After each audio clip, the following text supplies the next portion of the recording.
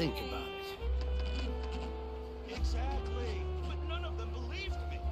There'll be an extra fee for that. Can we play Banker next time? Best flavor in the world? The sweet, sweet taste of victory.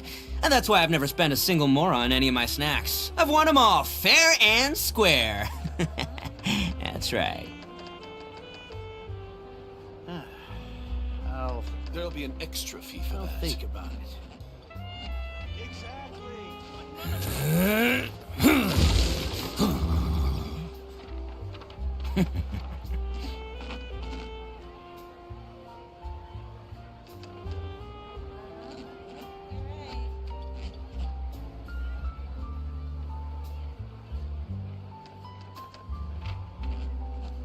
There'll be an extra Arataki fee. numero uno ito here in the flesh. Ha ha!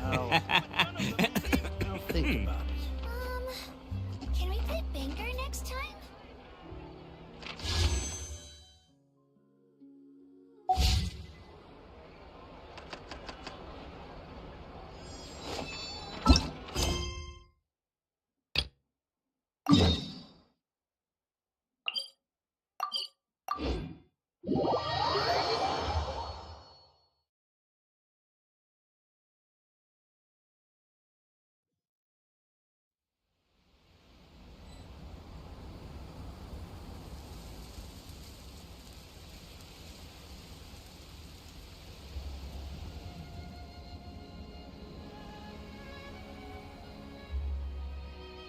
Don't underestimate the beetle.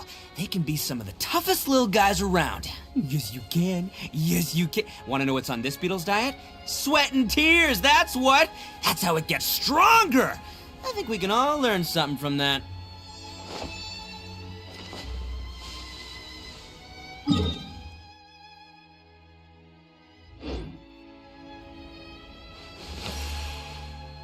Attaboy!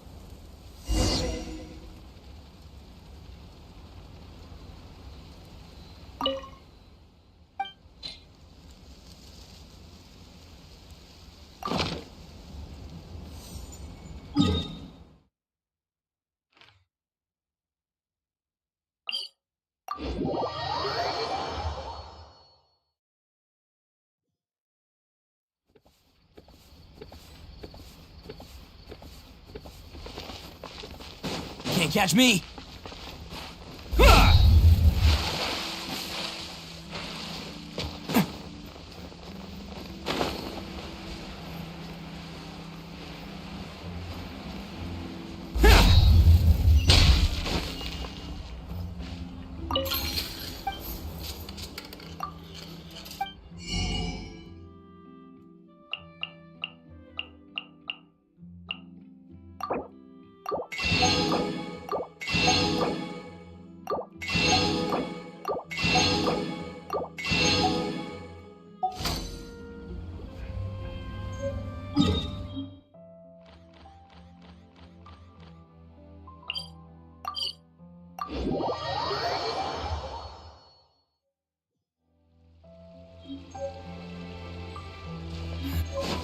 Can't catch me.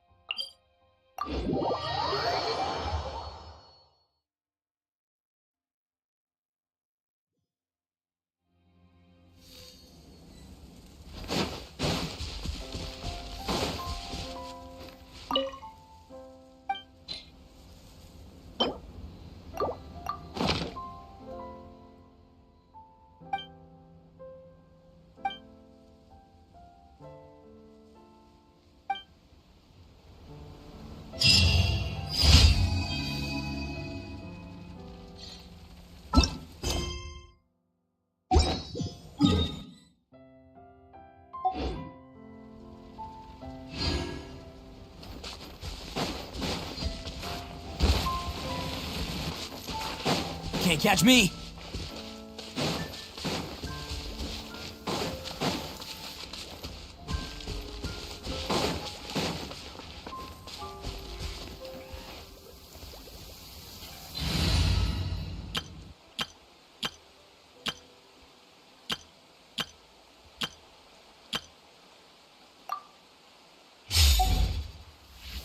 Gather!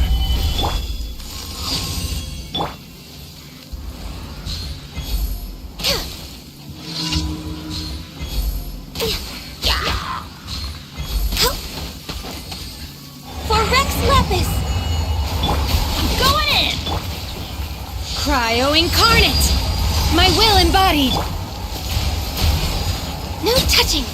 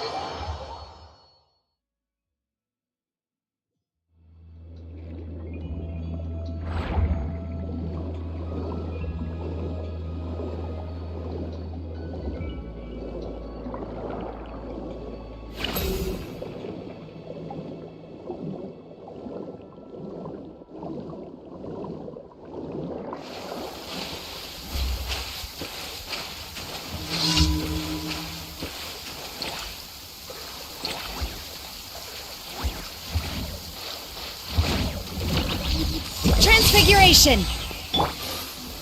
Stabilize! Born of ice and frost!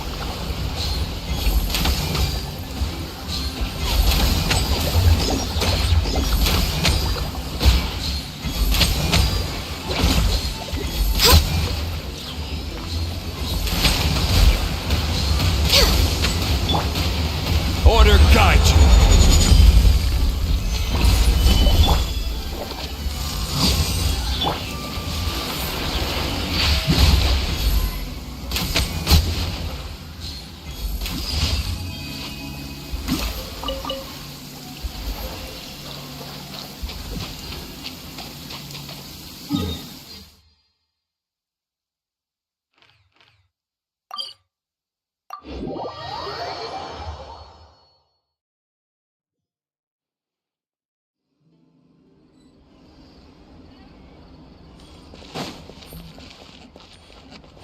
Ad Astra Abyssosk.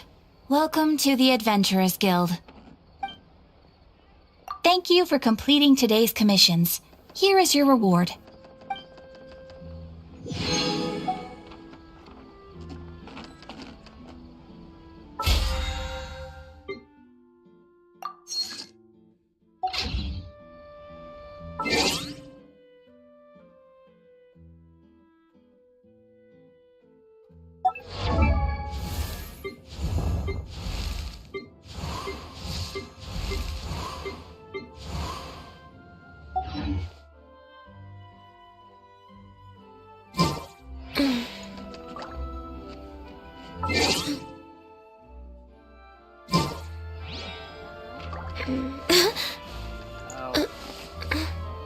Think about it. Exactly.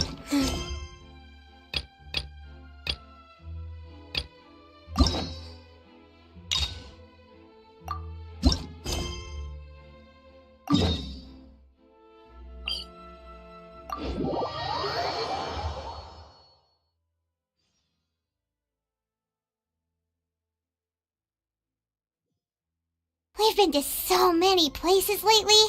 What do you say we take a day off from adventuring and just find somewhere nice to relax? Let Paimon think. Where are some nice places we could go? Oh, why don't we pay Cloud Retainer a visit at Mount Outsong? It's been a while since we last saw that illuminated bird. She's always the one popping up out of nowhere and scaring us half to death. So let's surprise her this time. Should we really be off work this early? There's still a long road ahead.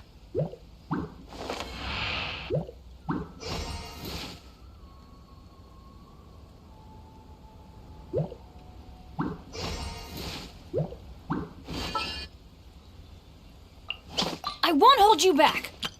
Much.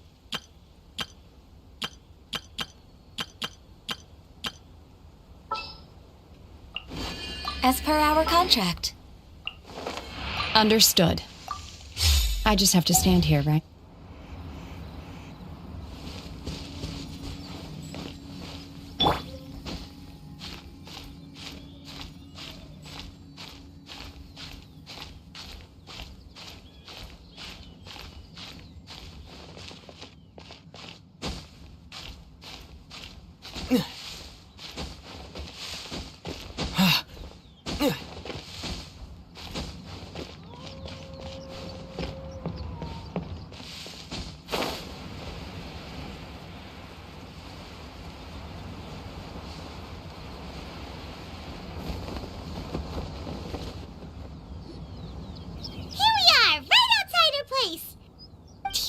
Remember the first time we came here? We even brought offerings and everything. And when we told her that Rex Lapis had been assassinated, she immediately threatened to squash Liyue Harbor. Paimon thought she'd be impossible to get along with. But now that we've spent some more time together, she's really not like that at all. We probably don't need to bring any offerings now that we've gotten to know her pretty well, right? Still, Paimon's got some snacks around here somewhere, so if she really wants something, we can just use that. Huh? Traveler, did something catch your eye? Whoa, what a pretty lady. Is she also here to visit Cloud Retainer? Yeah, you're right. All it takes is one look and you can tell she's someone special. As expected of that bird lady, really. She must have a whole bunch of Adepti friends from all over the country. Okay, but if we're both friends of Cloud Retainer, then we're basically friends by association, right? Want to go up to her and say hello? Helping you make more connections is a part of Paimon's job as your reliable guide. Paimon's got this.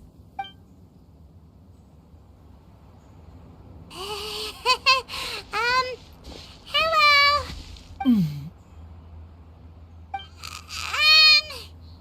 Paimon is Paimon, and this is the Traveler. Paimon doesn't think we've met, but we're also friends of Cloud Retainer.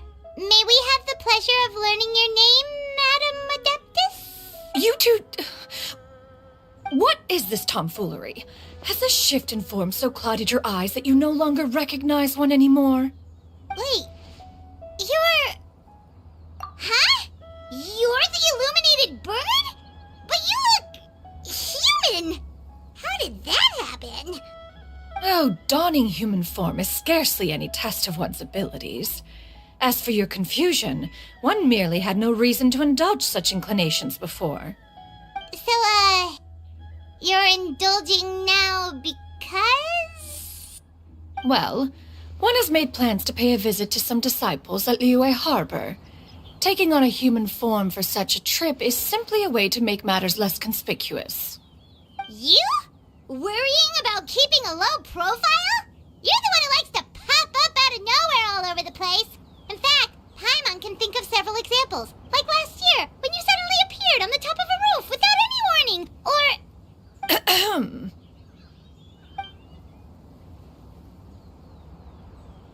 Hey, didn't we agree not to bring that up unless she asked? Oh? So you have taken care to follow the proper rules of etiquette after all. Most commendable.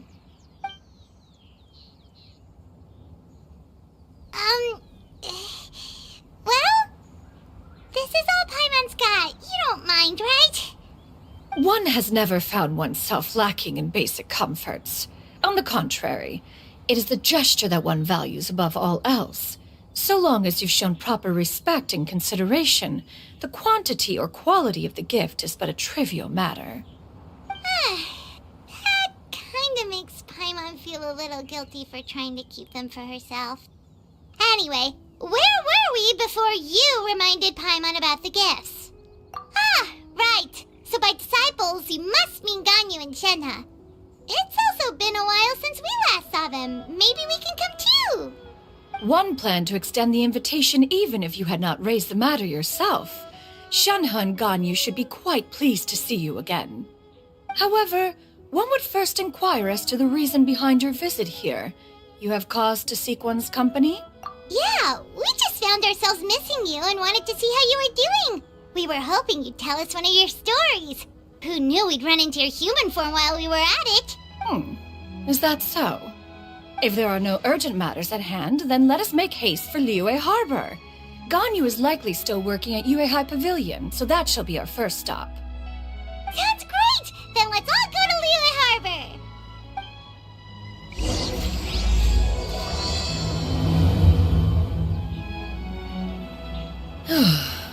Ganyu has been quite busy with work as of late. One can count on one talon the number of times she returns to Mount Outsong each year. Shenhe has also secured employment recently. In her correspondence with me, she wrote that she shall have no need to return for the foreseeable future. Did they think one was so easily mollified? One shall investigate everything with one's own eyes and decide for oneself if their living conditions are satisfactory.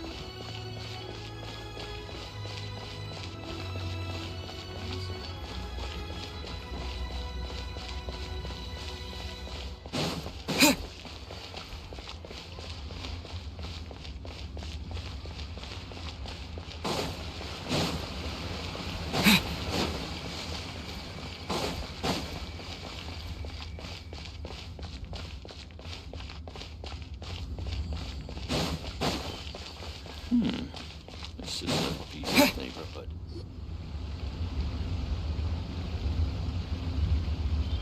We're almost at Yuehai Pavilion. Hey, do you think Ganyu will be shocked to see Cloud Retainer like this? Guess we have no idea if Shenhe and Ganyu have ever seen her in this form before. Wait, where did she go? Why are you just standing there, Cloud Retainer? Quietly now. One shall stay here. You two can go and meet with her. But why? Isn't it better if we all go together? If one were to proudly proclaim one's presence, Ganyu would surely profess herself otherwise unoccupied and drop everything to attend to one's visit. One fears that would only result in her staying up all night to make up for lost time. One does not wish to trouble her. Conversing vicariously via you two shall suffice. Do remember to inquire as to her recent well-being. Again, do not mention— Fair enough. Makes sense. Cloud Retainer? Ugh. Oh, Is that lady someone you know? She is indeed. I'm sorry, Huixin, but could we delay the upcoming meeting for a little bit? I believe my schedule today is quite full. Although, perhaps I could move some work to later in the evening. Oh, not to worry, Miss Ganyu. I'll make the necessary arrangements right away. Thank you, Huixin.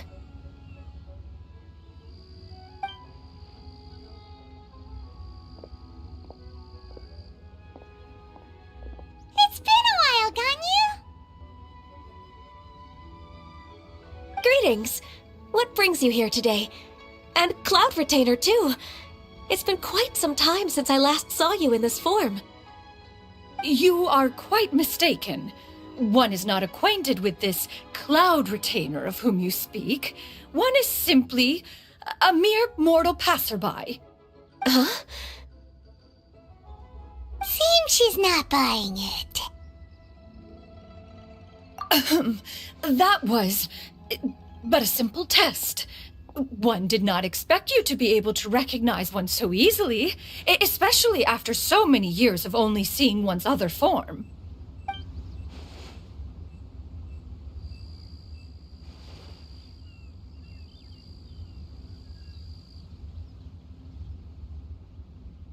But recognizing you is, my responsibility as your disciple. An apt observation. One was simply passing by while attending to some important business. One thought it would only be fitting to pay you a visit while in the area. Wait, Paimon wasn't aware of any important. Cloud Retainer's right. We've still got something super important to do, so we can't stay here for too long today. Oh, is that so? But it's been so long since we last saw each other. One simply desired to see you and had no intention of interrupting your work. A quick conversation should suffice for today. A more involved reunion should wait until you find yourself less occupied. I understand. That should be fine. While one acknowledges the amount of work that you have to deal with every day, one must also remind you to rest. Though Adepti blood flows through your veins, excessive exhaustion will still cause grave harm to your body. It still makes one nostalgic to see you as you are now, respected and independent. When you were young, you oft begged one to cuddle you to sleep when you suffered from nightmares. Cloud Retainer! Stop! If you insist. We are running short on time regardless, so one will refrain from going into each and every story. Why don't you continue your conversation? One shall simply stand by and listen. Wow, you've been to so many new places since the last time we spoke. If you ever need anything, please just come find me at Uehai Pavilion.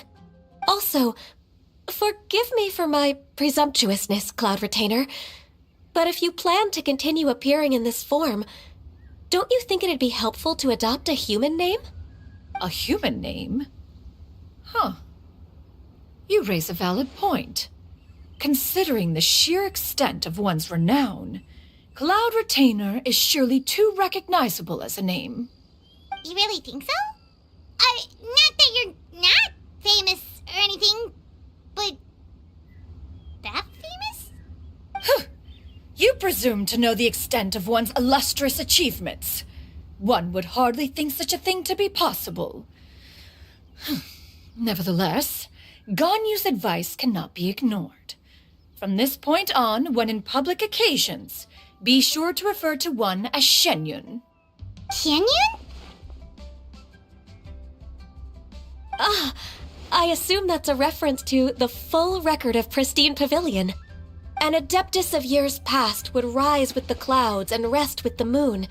They were enlightened and wise, free and unfettered. The writer referenced Master's name to describe her carefree and spontaneous nature. Oh, that sounds super cool! Paimon feels like only the most powerful of Adepti could rise with the clouds and rest with the moon. Actually, those lines were originally written to describe Cloud Retainer herself. Huh? Wait, so you're really that powerful? And what of it? Did you truly take one to be nothing more than a bird of bigger than average size? Not exactly. To be fair, Cloud Retainer rarely speaks of her past accomplishments. The tales of her past can only be found in ancient texts. It is said that once, a long, long time ago, there was a severe drought in Liyue. Left with no choice, although I did not live through such tragedy, simply reading about it is enough to gain a visceral understanding of all the pain and desperation during that time. On top of the drought, a noxious gas also began to spread through the land.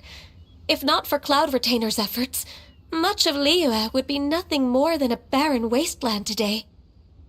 The books had this to say about what happened. Upon arrival, the Adeptus borrowed the wind to retain the clouds. Immediately, the clouds gathered together, and abundant rain burst forth from the heavens. Drought and plague were both driven away, and the people were saved. Wow, that's incredible! Mortal records add embellishments to dramatize past events. One did merely what one ought, and even if one had not interceded, the other Adepti would surely have stepped in to help. Even so, you stopped an entire drought! Can you really control the weather like the book said? Oh, Paimon suddenly has a lot more respect for you. So it was Paimon's bad for calling you Illuminated Bird before. You're not too mad, are you? How laughable. A name is but a simple label we carry with us on our journey through the world. Why would one be offended by such a trivial matter? That's a relief. In that case, Paimon will continue to call you whatever feels right in the moment. Well, that is quite enough ancient history for now. Ganyu, have you had word from Shenhe? One has heard that she procured a job recently. Have you any thoughts on her workplace? And what, pray tell, of her monthly remuneration? Moreover, does she find herself overly inundated with work? Is she allowed time off during Lantern Rite? That is a lot of questions. There is no cause for concern, Cloud Retainer. I introduced Shenhe to her employer personally. Wanmin Restaurant's business has been booming recently. So, with Chef Mao being swamped with customers, and Shangling still off and out in search of new recipes, I introduced Shenhe to staff the restaurant. I see. Most excellent indeed. One has had the pleasure of being introduced to that family. Shangling is kind and astute, while her father is loyal and reliable. One has no cause to believe that they will make Shenhe's work difficult. Now, it is almost time to partake in the victuals of noon. One shall visit Wanmin Restaurant in person and see how Shenhe is doing. Huh? But didn't you just say that you had something important to do? Can that wait until after we've eaten?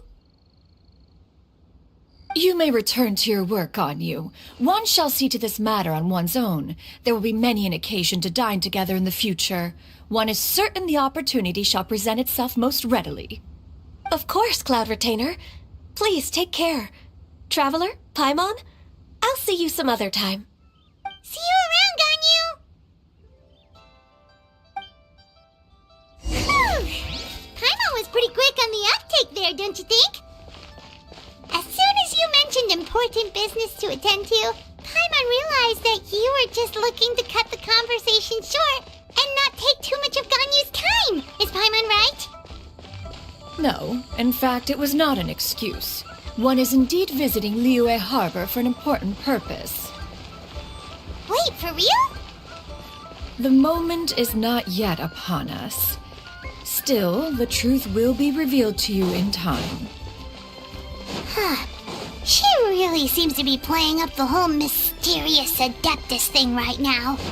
Is it because we just heard that cool story about her powers? Auto reconfiguration is an essential. Can't wait to see my adorable daughter.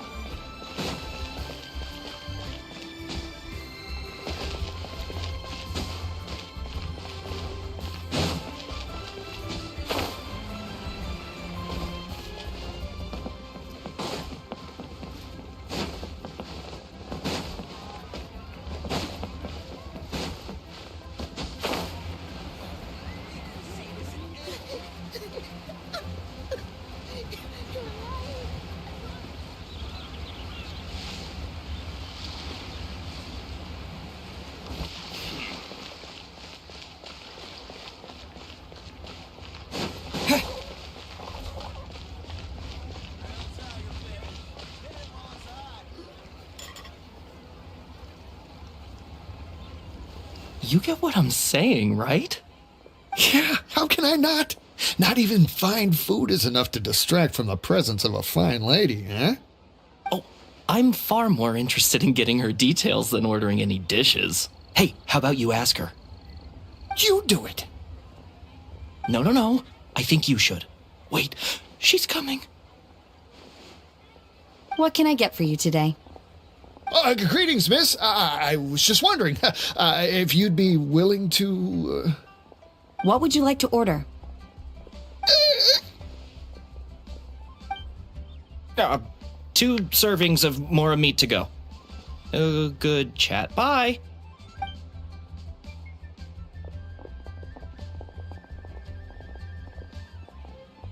Shenhe! Welcome. It's been a while. May I take your order? Don't welcome us as guests and greet us as old friends in the same line. It's weird. Mm-hmm. Oh, and this is? This is Miss Xianyun. Master? Huh? One does not recall ever revealing this form to you before. How were you able to ascertain one's true identity with such ease? I've trained and lived with Master for more than 10 years. I would recognize you no matter what form you take. You... Is something the matter, Master? Hardly. One simply learned of your employment from your letter and came to check on your well-being. And check out the great food, too. Indeed. It's almost lunchtime. My apologies. I'm still on the clock and can't talk for very long. Well, if it isn't the Traveler in Paimon, are you here for Shenhe? The lunch rush isn't in yet, Shenhe. So I've got things covered for now. Go ahead, sit down and enjoy some time with your friends. I'll let you know if things pick up. Thank you, Chef Mao. Woohoo!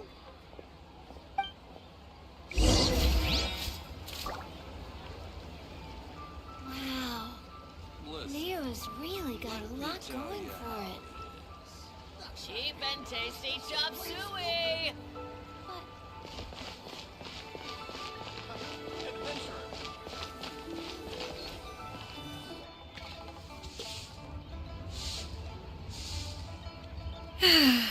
It is just as one expected.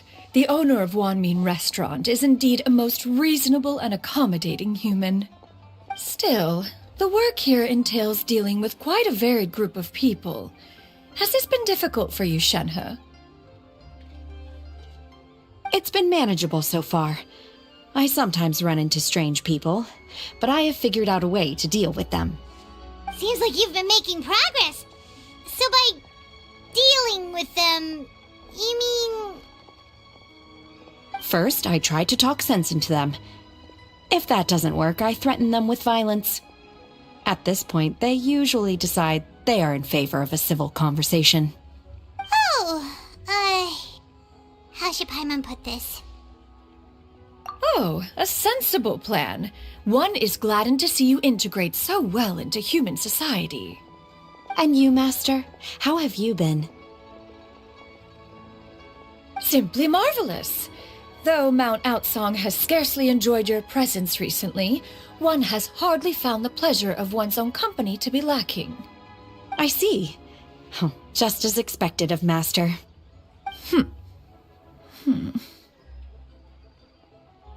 I have missed Master quite a bit too. Even though work has been busy lately, I've already had a conversation with Chef Mao about taking some time off soon to visit Master. Oh, you did? Do make note of such matters in your letters in the future. There's hardly a need to keep one in suspense. Whoa. Her mood shot up just like that. By the way, Master, since you are in Liyue Harbor, have you had the chance to visit Ganyu? Indeed. She is similarly preoccupied with her work. There was time only to exchange a few simple pleasantries. Ganyu told us the story of Cloud Retainer's name. It was amazing. We never knew how powerful she was before. I see. In that case, allow me to also share a story about Master's past. Oh?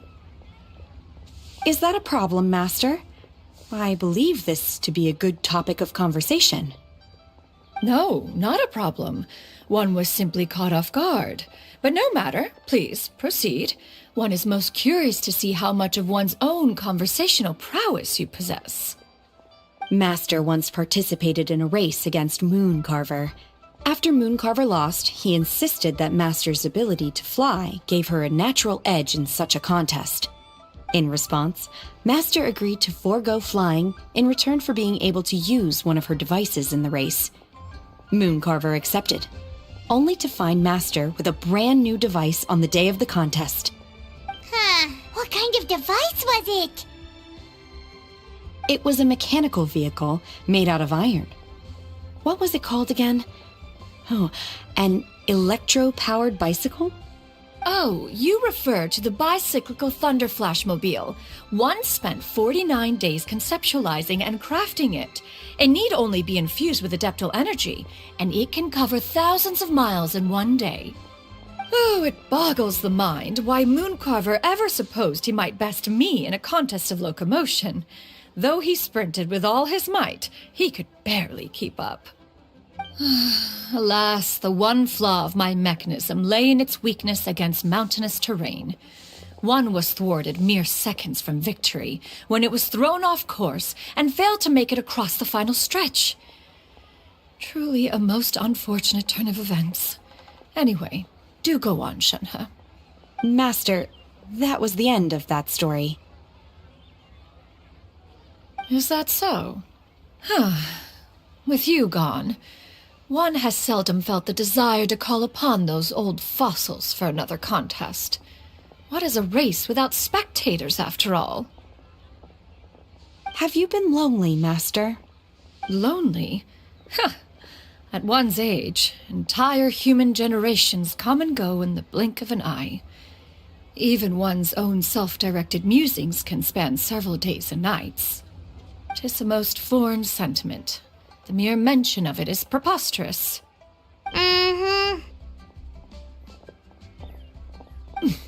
What is the reason for that look upon your face?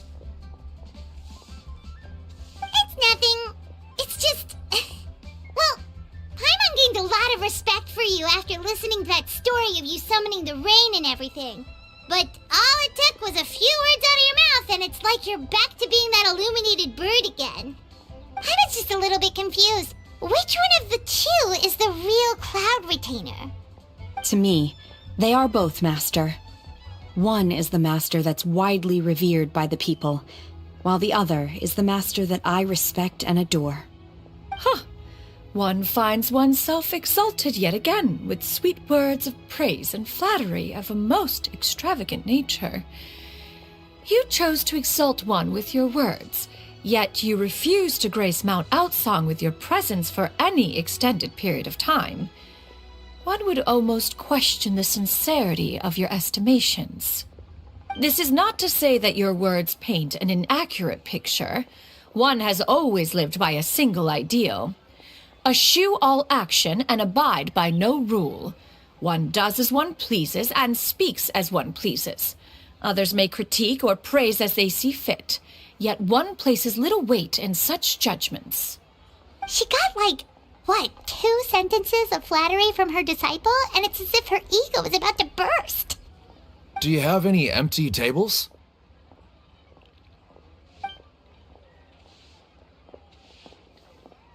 Hey there, could we get another fish stew?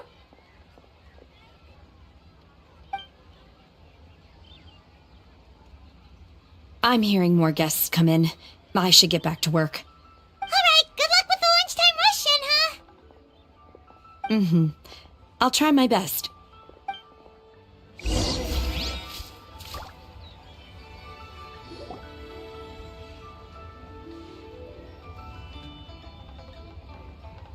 So much yummy food! Paimon's gonna feast! One is fond of all kinds of delicacies and delights in a multitude of flavors. The dishes here demonstrate no shortage of culinary skill. Their unique flavor profile has left one more than satisfied. In fact, one has been struck by quite the fit of inspiration. One has already begun to conceptualize the next generation of supreme cuisine machines. Everything's so tasty! A bit too hot at times, but still super tasty. I'm sorry, miss, but our tables are full. Shall we try somewhere else, Granny? But it smells so delightful. Can we really not eat here? My poor legs can't go on for much longer. Well, you could always check with some of the other guests and see if anyone's happy to share a table. Okay, I'll ask around.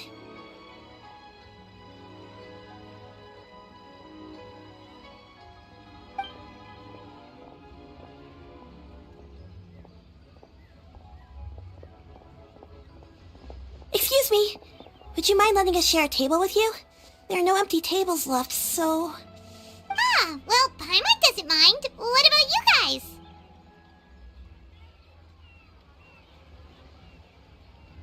Great! Thanks so much. My name is Xiyu, and this is my granny, Yuendai. Granny? Yep. Is there something wrong with that? No, Paimon's just a bit surprised. She looks so young. Yeah, a lot of people compliment Granny on her youthful looks, but she's actually much older than she appears.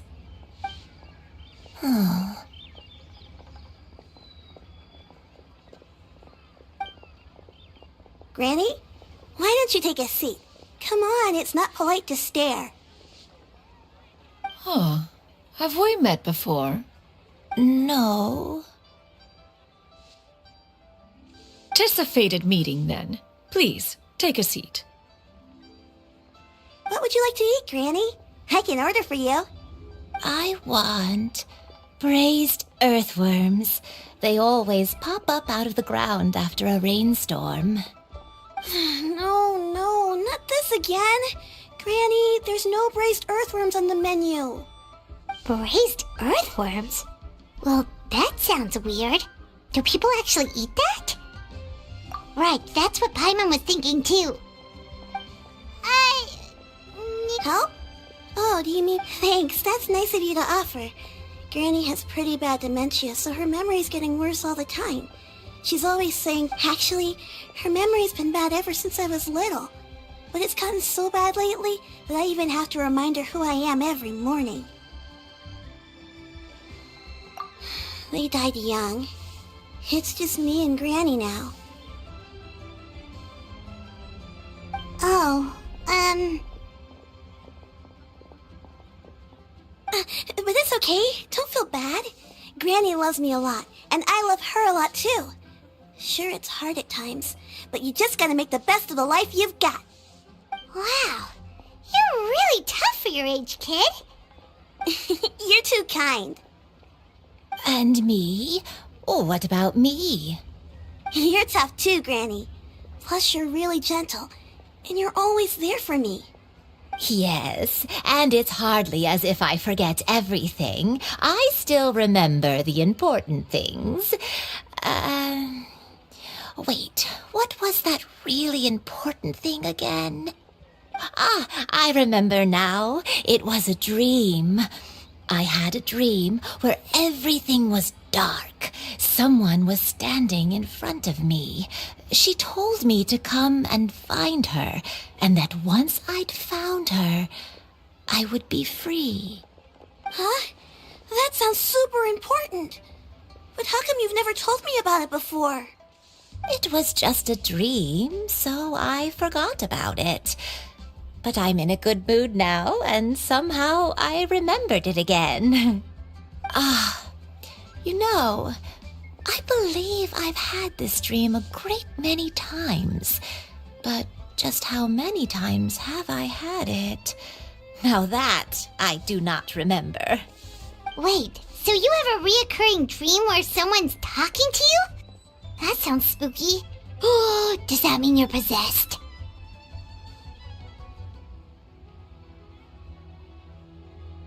Unlikely. Her eyes are clear and her breathing remains calm and level. One sees no signs of possession. Are you sure? Who do you take me for? Is one not an adept? Am I not an expert? Huh, you're right. Paimon almost forgot you're the expert. In that case, do you still remember what the person in your dreams looked like, Granny?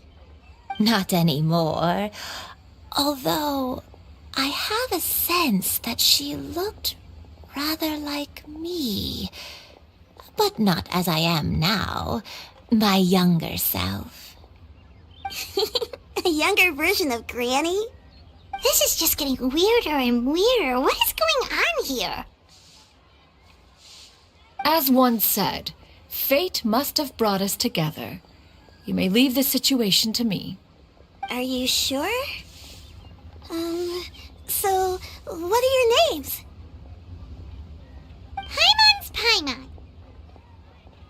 Just Xianyun. Thank you all so much for offering to help.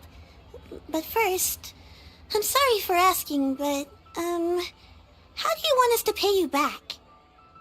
Oh, we don't need any payment for this.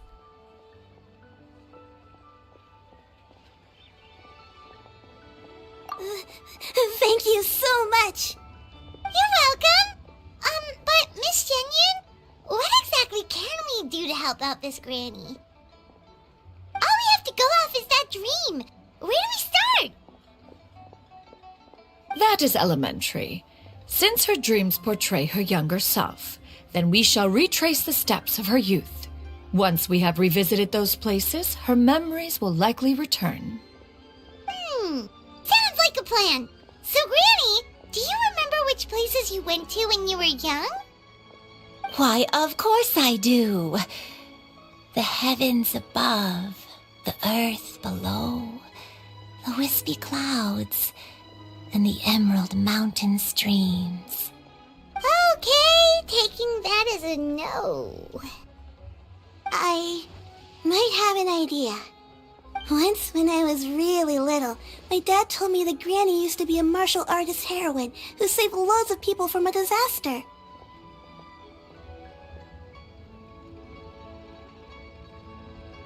If it's true, then maybe they wrote about it in the history books or something. A martial arts heroine? Oh, Shinjo knows tons about Liyue's chivalric traditions. If anyone knows about the heroes of the past, it's him. Let's go find him at the Xianyun Commerce Guild. Are you leaving already?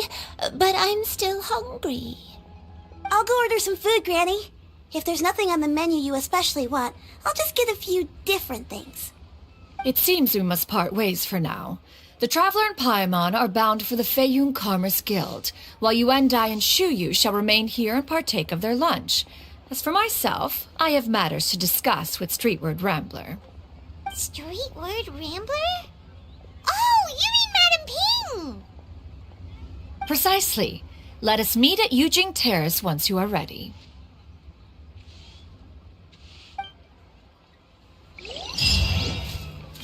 Everyone, please, eat to your heart's Food is unbelievable. Today is my treat. Wow. Leo's really got a lot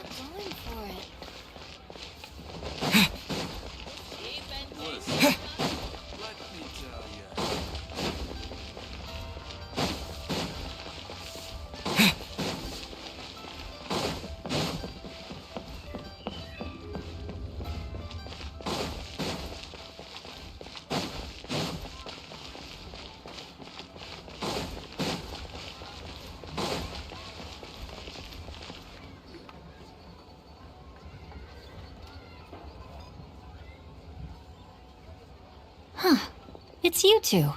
What brings you here? Xinqiu! Great, we found you! We wanted to ask you about something.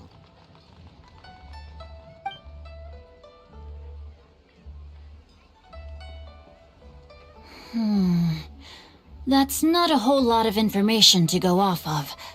I don't know if I can say for sure. I can't pinpoint her identity from your description alone, but considering her age, I am reminded of a nameless heroine who's been featured in various chivalric novels. Nameless heroine? That's right. The novels often speak of a great drought from 50 years ago. As the people suffered, a nameless heroine appeared and began to clear away evil spirits and bandit camps. The people idolized her, but never learned her name. All they knew was that she always acted alone.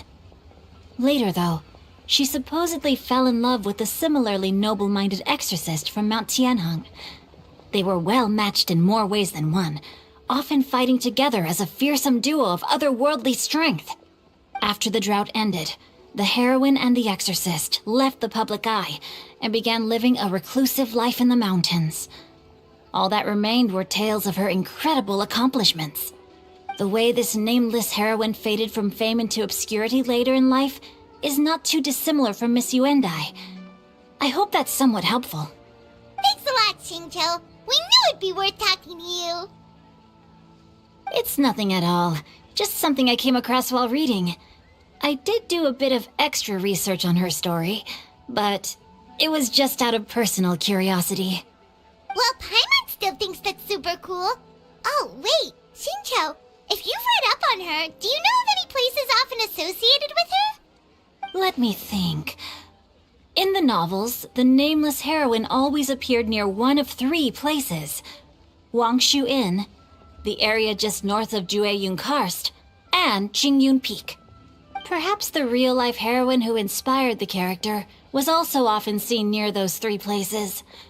That would explain why those locations appear in the various novels written about her.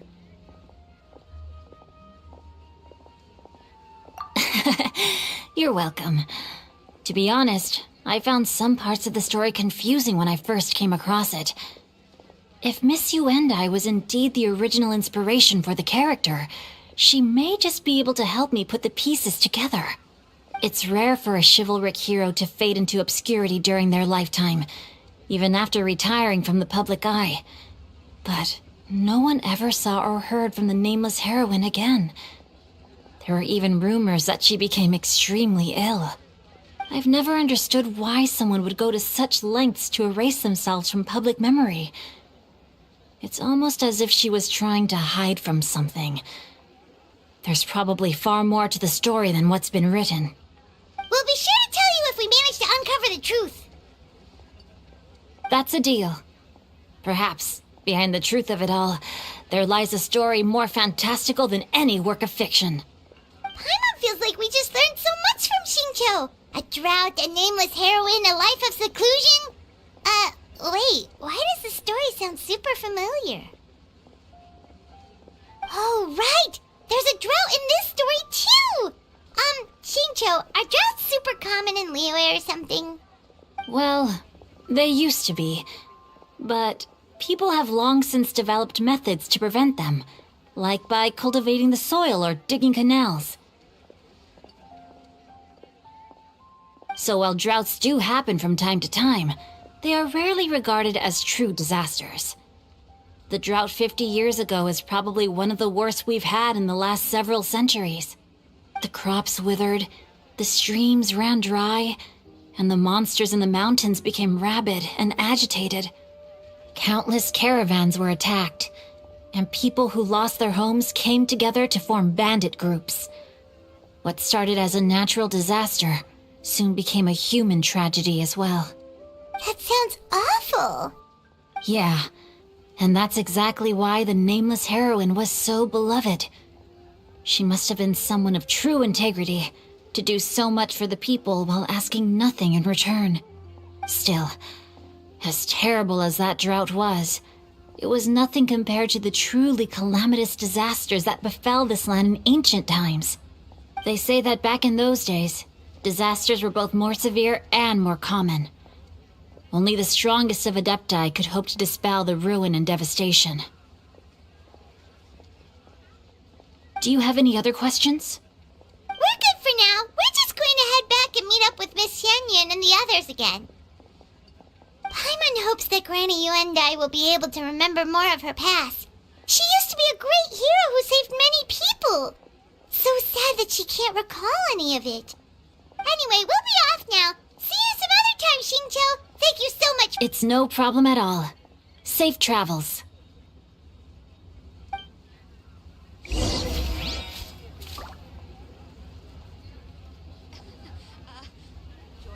I can't wait to see my adorable daughter.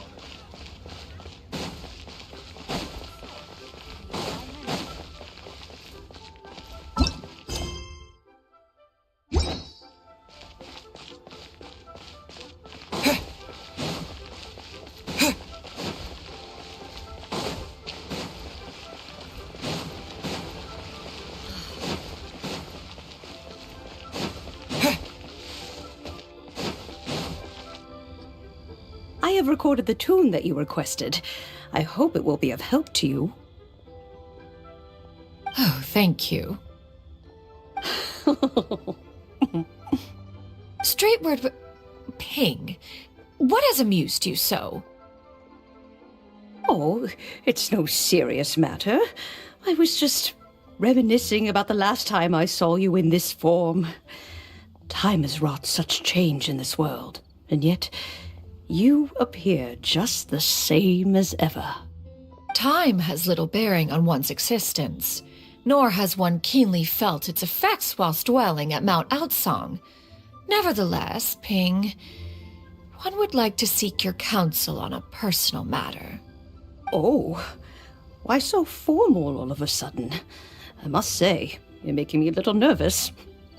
What is it? Well, the inquiry is as such. Approximately how much more would one need to afford a comfortable life in the harbor, not unlike the one that you yourself lead? It does not require as much as you may think. Still, do you mean that... Cloud Retainer, Madam Ping! What are you two talking about? Nothing save for some trivial matters. Have you unearthed any useful details? Xingqiu has a theory, but let's save it for when Chuyu and Miss Yuendai have joined up with us again.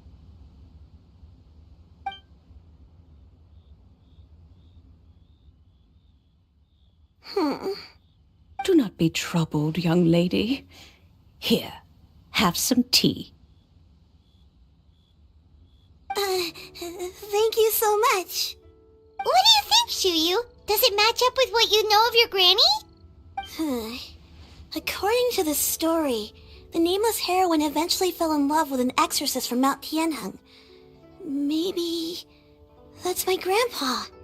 I don't have many memories of him, but there was this one time I found a box in our attic full of a bunch of weird sigils. I think so too. Granny might remember something once she's returned to a familiar place. What marvelous tea! I can taste the dew's sweetness in this cup. It's as if I was taking a stroll in the mountains, thoroughly one with nature and at peace. Is that so? Then please drink as much as you like. There's no need to hurry. At our age, it's always nice to slow down and take the time to appreciate pleasant conversation among friends. Thank you.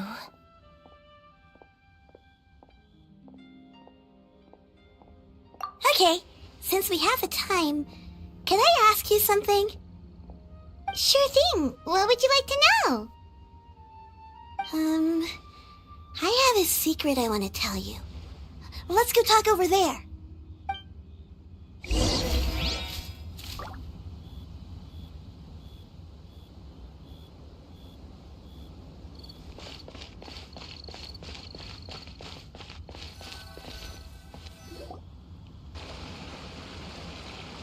What's wrong, Chuyu?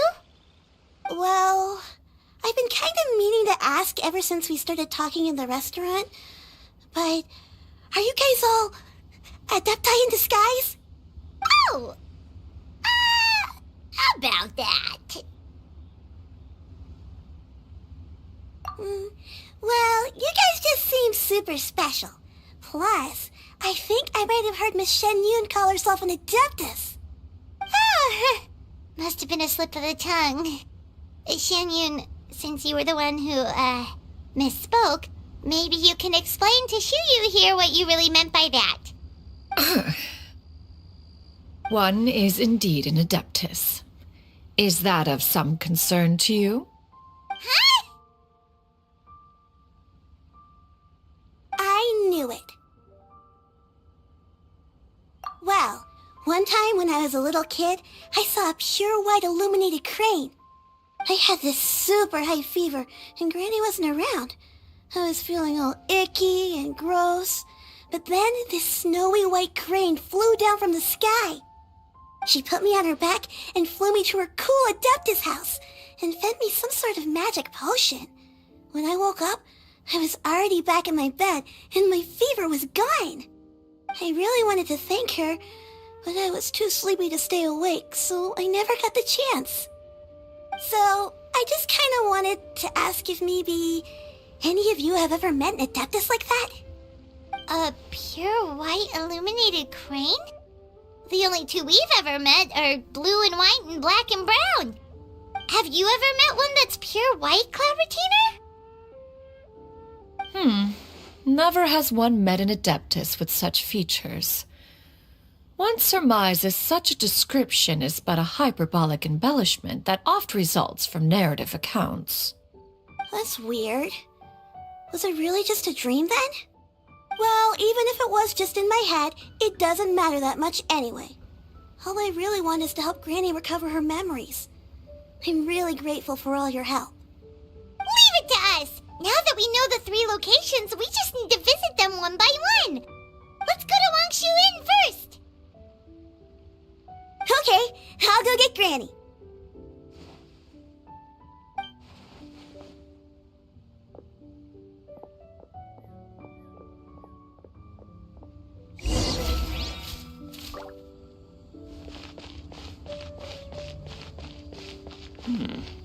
This is a peaceful neighborhood.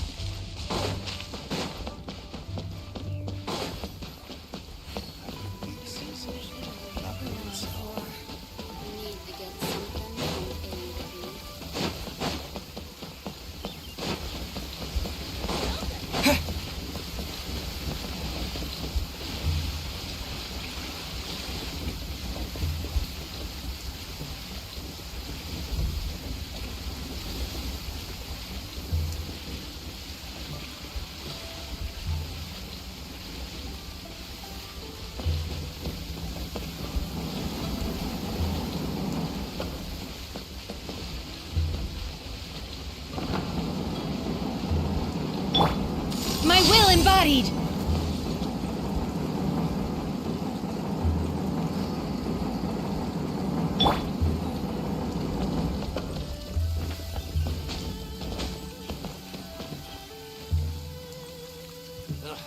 Too salty.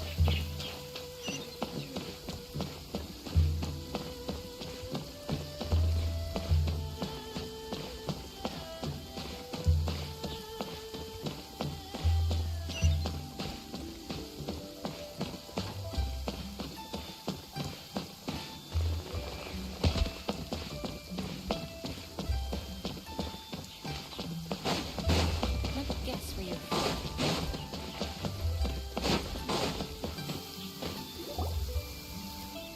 Wangshu Inn. Wangshu Inn. Do you remember this place, Granny? Yes. The fish here is very delicious. And if you look out into the distance, you can always spot a bird that's been left behind by its flock. I believe I used to have a room here. It had a window. Yes, I spent a lot of time looking out that window. Which room was it again? Let me look. I'll come with.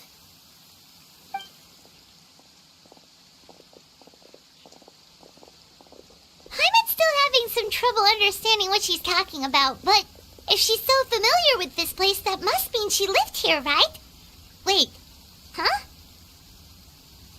Whoa! Shell! What are you doing here all of a sudden? You scared the living daylights out of Paimon! I sensed a non-human presence and decided to come take a look. If you're here, then there's likely no trouble afoot. I suppose there's no cause for concern. It's been a while, Cloud Retainer. I see you have returned to your previous form.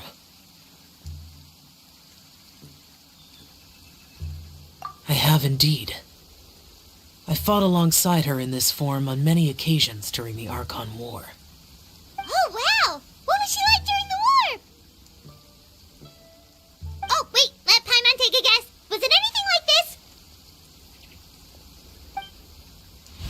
Behold, the glory of one's newest invention, the Bang Bang Continuous Fire Mechanism. Hands up and surrender, or be prepared to face the full might of the Adepti.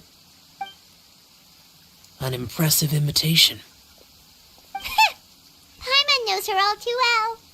Even so, Cloud Retainer was not always as ostentatious as you describe.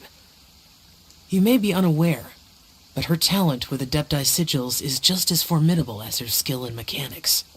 The Archon War reached its peak after Guizhong's death. The Cloud Retainer who fought beside me in those devastating battles was taciturn and solemn, only speaking when she had to activate her sigils. A Cloud Retainer who barely talks? Paimon can't picture it. But what happened after that? If you were so powerful in your human form, why did you decide to take up your bird form again? Once one had bid farewell to the world of mortals, what use would one still have for such a shape? When dwelling between mountain and forest, away from the struggles and troubles of the mortal world, a mortal form is hardly the most fitting of choices. After the war, Cloud Retainer retired to Mount Outsong, only revealing herself to the occasional visitor, and always in her avian form. Although I do believe there was an occasion some 30-odd years ago when she decided to don her human form. I believe it was for the purpose of... One believes there is little need to relive bygone matters. Granny, are you okay? Back then, at this place, Perhaps this conversation should end here. I shall take my leave now. Should you encounter any trouble, you need only call my name. However, given that you are traveling with Cloud Retainer, I trust you are in good hands. Everyone! I think Granny is finally beginning to remember her past. Slowly now, calm your mind and recount what has been recalled. a long time ago, I stayed here to recuperate from my illness. Huh. So what Shinjo said was true! You did fall ill! Was that why you went into hiding? I don't remember. I'm very sorry, but I can't even remember the name of my illness.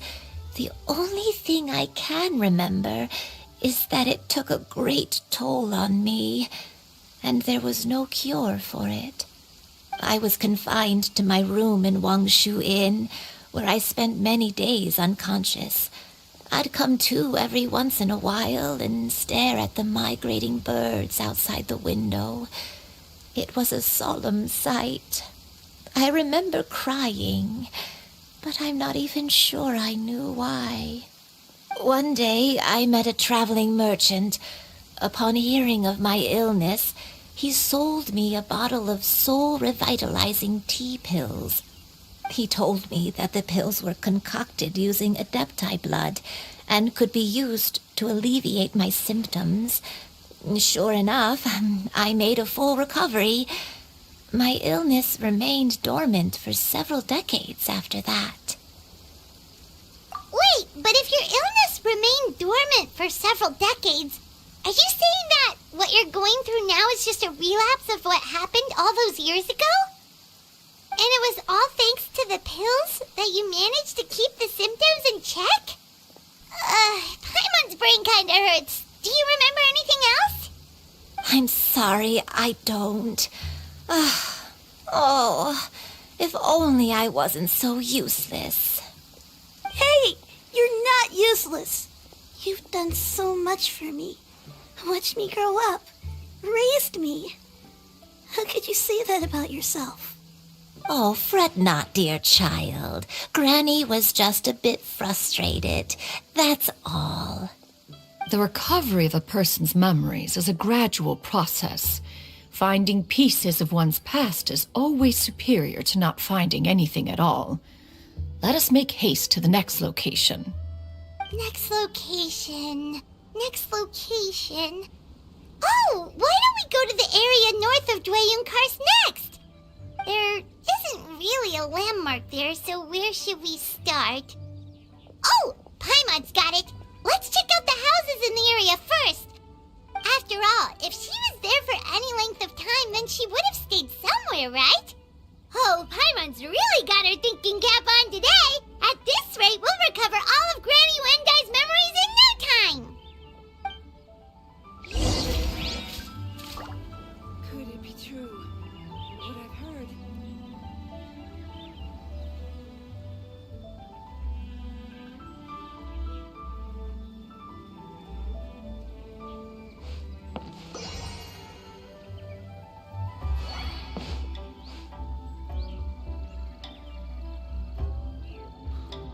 Wine is a healthy drink.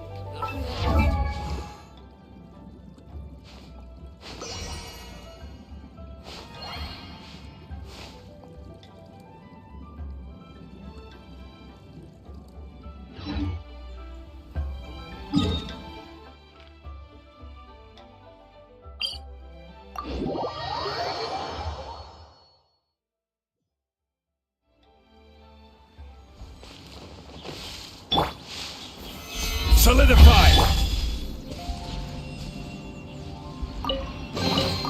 A reward on the road.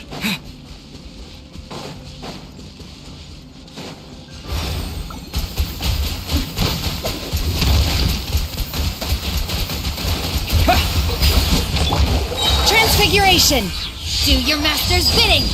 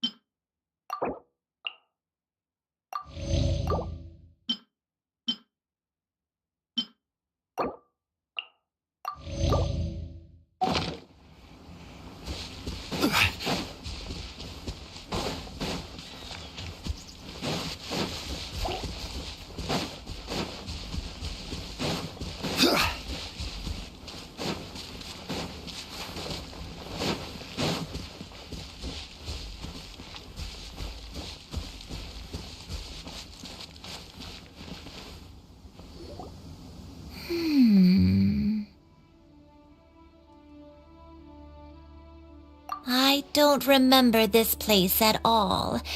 I don't think I've ever been here before.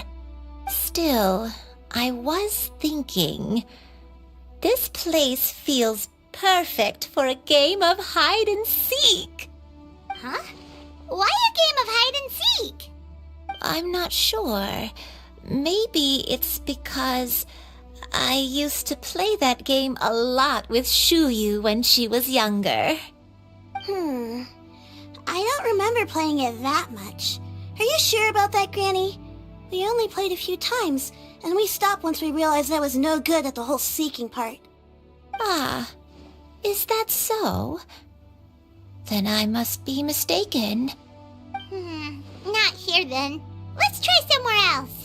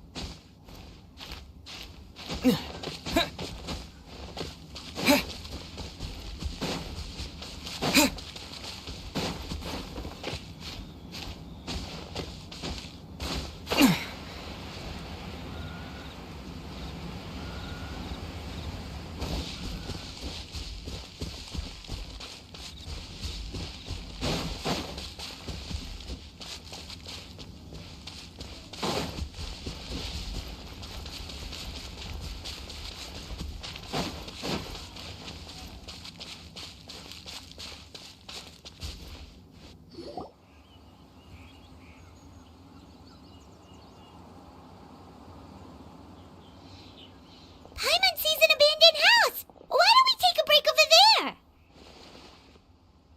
This place, it's...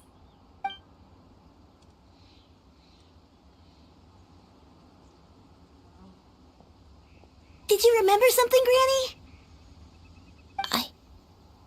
I remember. Shuyu, this is where your father was born. It was a moonless night. I had been injured, so your grandpa was supporting me. We fled together with some being in the fog behind us in hot pursuit. I had exhausted my strength when the labor pains came on, so we took refuge in this house. Your grandpa set up a barrier outside, but neither of us knew if it could hold the monsters back. I remember that night. I remember falling to my knees, reciting a prayer over and over. I alone am the source of this sin. Punish me as you wish for forsaking my oath, but spare my innocent child.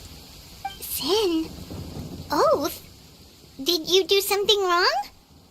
I don't know. I don't remember. I only remember praying in the darkness with all my strength until the sun finally rose again and the fog cleared out. Eventually, the house was filled with the sound of my baby's first cries.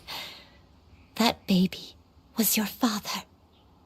I remember I clutched him tight to my chest and wept tears of joy. It was the first time I'd ever felt such happiness in my life. My dad? He was my pride and joy, and so are you, Shuyu. You're so much like him, and I love you both so much. But you're always going to be different from me. Why? Just what did I do? I don't care what you might have done, Granny. You'll always be the person I love more than anything. You're too sweet, Shuyu. I'm lucky to have you with me. If not for you, I would not have had the courage to come here, to try to remember what I had forgotten. All right. let's not stand around any longer. There's one place left, yes? Let's go take a look. If one recalls correctly, the next place should be Xianyun Peak. Yuandai, how fares your health? I may be a bit slow, but I'll do my best to keep up. I'm sorry to keep everyone waiting. Climb on. I shall carry you to the top. Oh, such lightness of weight. All those who grow old grow frail in the end, do they not? First, you lose your memory, then your health. Eventually, you end up losing everything. My only wish is to depart this world with a lucid mind, to free myself of this torment and the burden it places upon others. Fret not. You have my aid in this endeavor.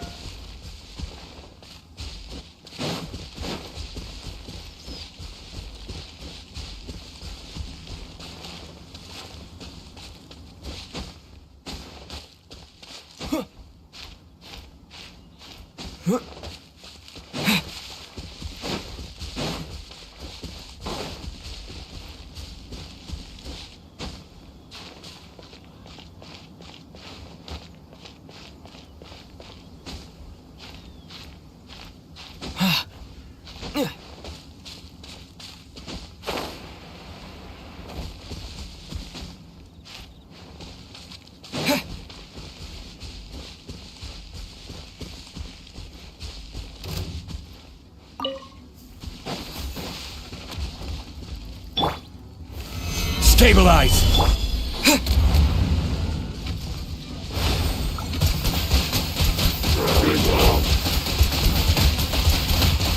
Go! Access denied.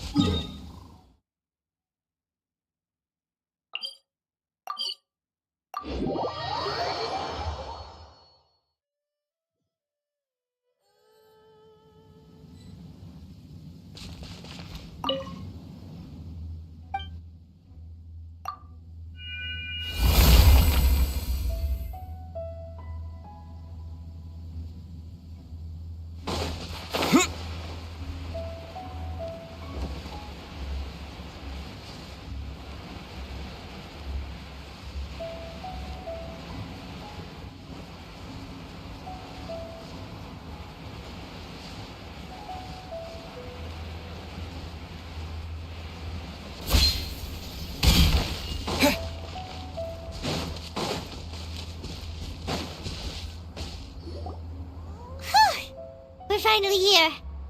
Does this place feel familiar to you, Granny One Day? Let me see.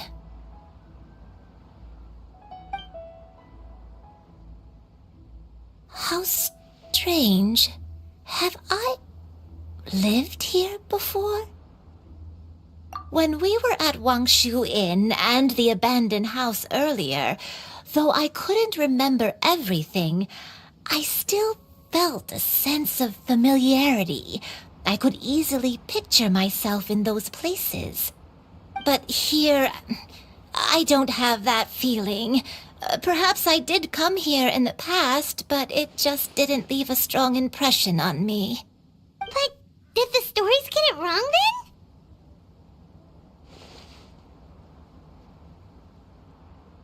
Yeah, that's true. But they're also the only thing we have to go off of. Paimon was hoping this place would jog Granny Uendai's memory just like the others. I'm sorry to disappoint you too. It's alright. We're not going to give up yet. We'll figure something else out. Just you wait. Thank you. If only I could remember. Huh? That way. What's that mountain? Oh, let Paimon look! Huh? Isn't that Mount Outsong? Looks like we've come full circle. Mount Outsong. Mount Outsong. Granny, are you okay? Don't push yourself, Granny. It's okay if you can't remember. You shouldn't do something that makes you sad. Mount Outsong, What am I really? Mount Outsong holds some familiarity to you? It does, but I can't go back. Are you feeling unwell? My head, it feels all heavy and dizzy. What is wrong with me? Cloud, Miss Xianyun, is there anything you can do? Let us go to Mount Outsong. But... Fret not, all will be well. You and I, you have already given more than enough to the pursuit of this endeavor. You may leave the rest to me. I've prepared something that can aid you in suppressing the fear in your heart and restoring your lost memories. It currently resides at Mount Outsong. Wait, really? When did you do that? I never leave anything to chance. All will reveal itself when we arrive.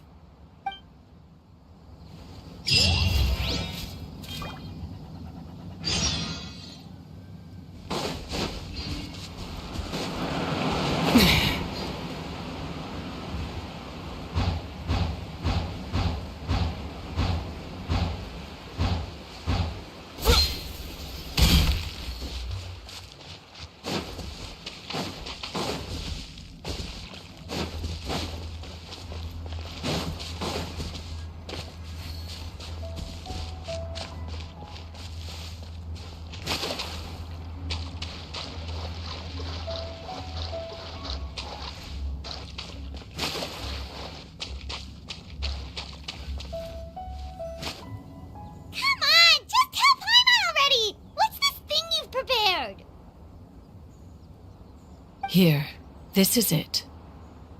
Huh? But isn't this the mechanism that you were tinkering with when we first got here? Oh, is it another invention of yours? Precisely. A recent one at that. I am most pleased with the result. I call it the Suspensus Somnium mechanism. It periodically releases a soft breeze, which when paired with a gentle adeptal tune, can help the listener subconsciously relax and even enter a semi-hypnotic state. Soothing agitation and anxiety, relieving exhaustion and insomnia, its potential uses are numerous indeed. And of course, it can also aid in the recovery of lost memories. Whoa, what a cool gadget! But if you had it all along, why did you keep it to yourself until just now? We could have come to Mount Outsong right off the bat and saved Paimon a lot of floating! How preposterous. Had you and I not recalled much of her past through her own efforts, the device would have nothing to draw upon. We Adepti can only help those who first resolve to help themselves. Had she lacked such determination and strength of character, one would have little to offer in way of assistance. Paimon thinks she gets it now. Hey, what's that other thing? As previously mentioned, a gentle adeptal tune is required to take full advantage of the mechanism. One secured such a tune from Streetward Rambler. Only with her melodies can the mechanism reach its peak power. Whoa, Paimon can feel what you mean. Paimon's body feels light as a feather. It's as if she's lying down on a warm patch of grass after a super satisfying meal. And you and I, is the mechanism helping you to relax? It appears she has already succumbed to the depths of reverie. Come, join one on this side. We shall give her some time to herself.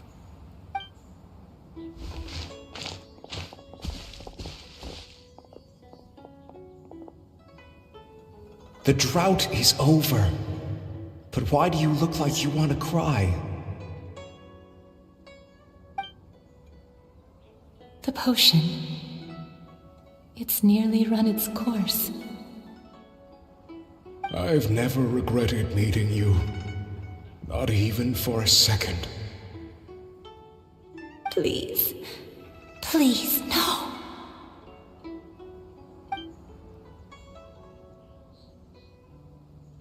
Have you forgotten? This is the world you left behind. One of gentle breeze and morning dew, perfectly straddled betwixt the realms of heaven and earth. This is your home. This is where you belong. You should have never left. The you of the past, the me from not that long ago, we should have never.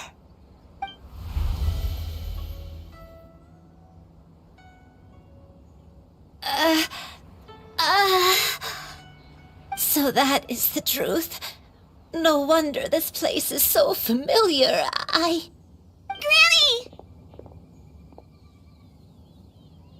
Granny, are you okay? Cloud Retainer. Your memories have returned. Wait, did you just call her by her full name? Does that mean you already knew each other? Yes, I now remember everything. Everything. Granny, please don't cry. I'm here. I'm here. Oh, don't worry, my dear child. Granny is fine. I'm so sorry, everyone. You've gone to so much trouble on my behalf. It's all come back to me now. The most important thing that I had forgotten was the truth of what I once was. One can sense the guilt that now plagues your conscience. Reclaiming a truth long buried is sure to come with a myriad of complex emotions. Perhaps one should recount the story on your behalf while you compose yourself. No, it's okay. Now that I've remembered, I must face my memories head on. Shuyu, everyone, I cannot thank you enough for all your help. I'm ready to tell you my story, if you're willing to listen. Please, Granny, don't force yourself. What happened in the past doesn't matter. I love you more than anything. Nothing you say can change that. I know, dear child. My feelings for you are exactly the same. It is for this reason that you deserve to know the truth. Some time ago, I made a terrible mistake. One for which I could never atone. Is this the sin that you mentioned in Xianyun Karst? What happened? I am, in truth, not a human being. My real form, one that I held for centuries, was that of a wild crane. I spent many, many years living on Mount Outsong, bathing in the soft breeze and drinking the sweet dew of the mountains. At some point, I somehow gained wisdom and sentience. The Lord of the Mountain, Cloud Retainer, became aware of my existence and began to share many stories with me. She even passed on the secret of cultivation to me. Though she never took me on as a formal disciple, I always saw her as my master. Whenever she took out her tools to work on mechanisms or new inventions, I would also stand next to her and watch. I even contemplated completing my training and becoming an adeptus in my own right. I followed her teachings, and time gradually passed us by. Until that fateful day 50 years ago. 50 years ago? That's right. Master regaled me with many stories of her past deeds. From them, I learned how she had saved people from a similar crisis in the past. She was the one I looked up to the most. More than anything, I dreamt of becoming an adeptus like her. I wanted to travel the land like she had, relieving suffering wherever I went. But I was still far from being a real adeptus. I possessed no ability to take on human form and fit in with the crowd. Once she learned of my desires, Master prepared a special dose of human mimicry potion for me.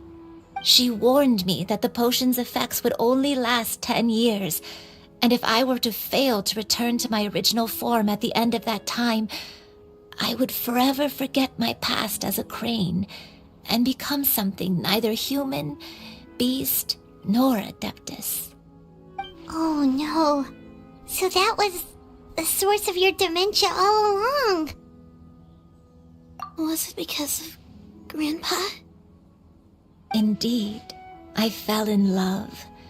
Though he was human, he had spent his entire life training on Mount Tianheng.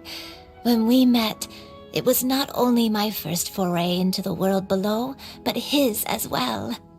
Although clumsy and impulsive as he was, you'd think he was the real strange bird among the two of us. But still, just like me, he cared deeply about the world and wanted, more than anything, to cleanse it of all pain and suffering. I could not help but fall for him. But my time continued to tick away. Those 10 years passed by in a flash. Yet I did not want to leave his side, so I... Oh no, what happened next? I committed an offense. I wanted to stay with him, even if it meant living a life full of pain and suffering, even if it meant that I would eventually turn into a monstrosity. I knew I had betrayed Master's hopes, but I was too ashamed to face her. So I wrote her a long letter instead and asked someone to leave it outside her abode. I was convinced that she would not support my decision, and I lacked the courage to speak to her face to face.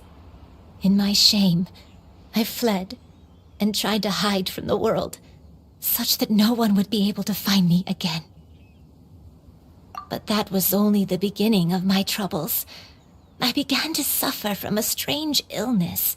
My memories became hazy and confused, and I could no longer keep myself awake.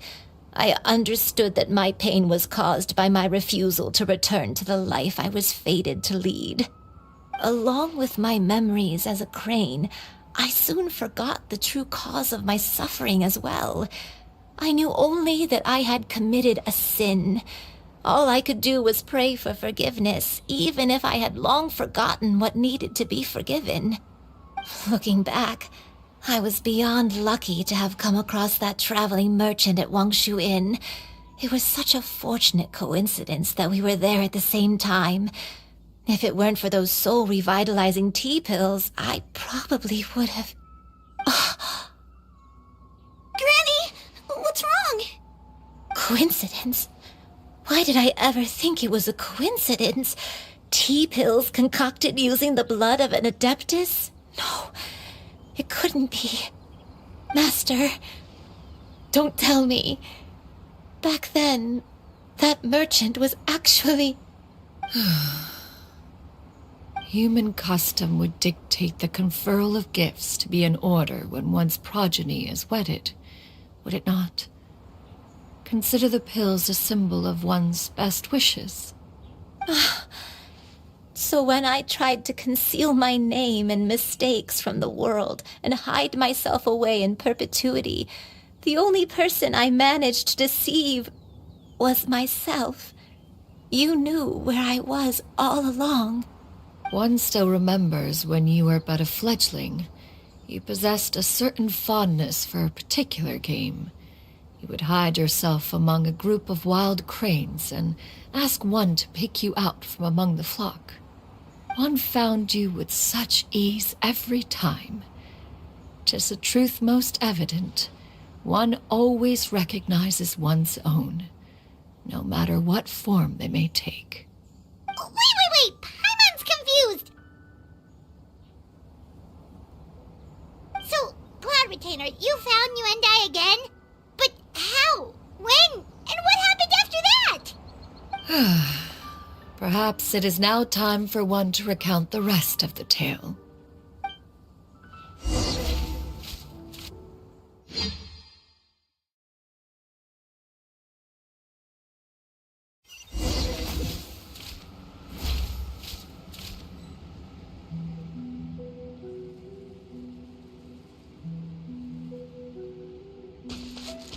One was furious upon receiving your letter. Seized with anger, one set out to bring you to your senses.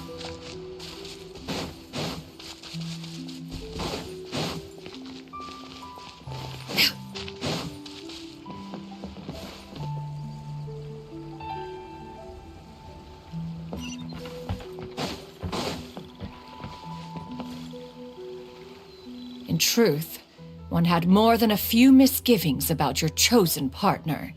As an exorcist, his talent was lacking.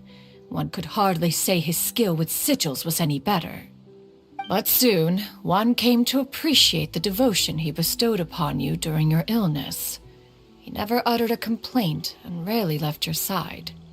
Unwilling to begrudge someone of such character, one decided to overlook his aforementioned deficiencies, glaring though they may have been.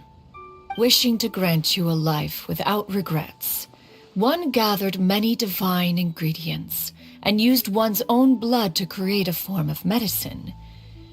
Though imperfect, it managed to suppress the more dire effects of your illness. As for how to deliver the medicine, after much contemplation, one eventually decided to perform the deed oneself. One took great care to alter one's features and select the appropriate attire. Only after meticulous scrutiny did one finally set out for Wangshu Inn. As one expected, you were most ignorant of one's true identity. You showed not even the slightest inkling of recognition. One was quite torn. Should one have celebrated the success of one's disguise, or mourn the loss of your acquaintance?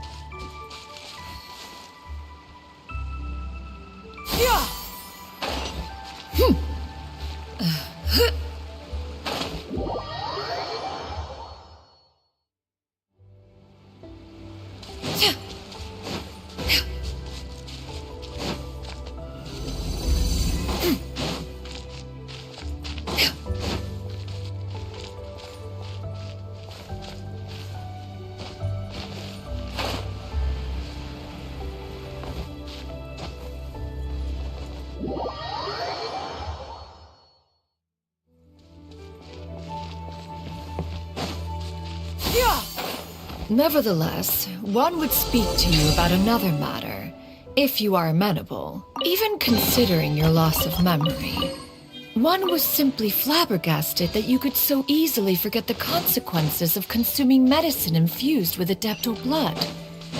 Its proclivity to attract monsters is hardly that complicated of a concept to remember. To think that you tried to travel while weak from sickness and heavy with child. Had one not intervened to clear the fog, all of you would have been lost during the night.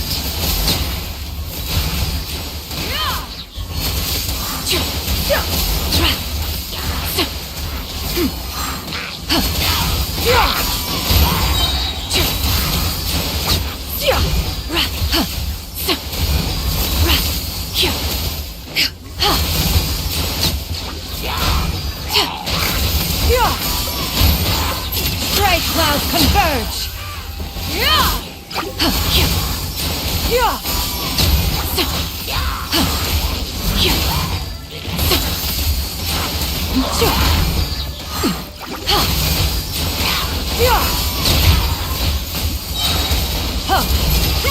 Make way for the Adeptus!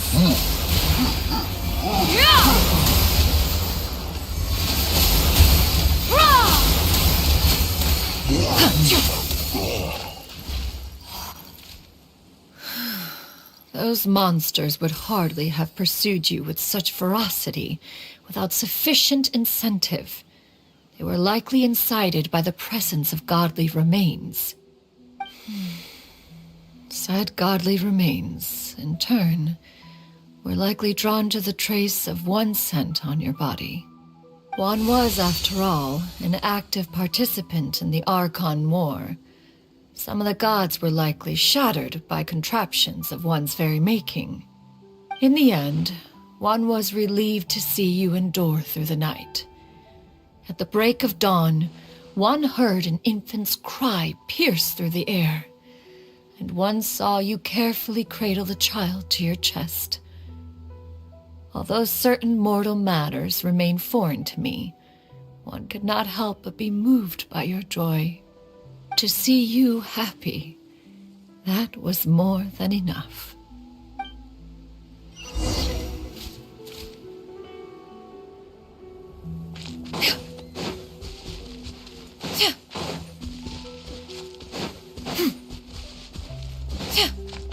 Now you should have a complete understanding of the events. Wait! But if that's true, then the crane who took care of me when I was sick must also be... Ah, one had almost neglected to recount the absurdities of that tale.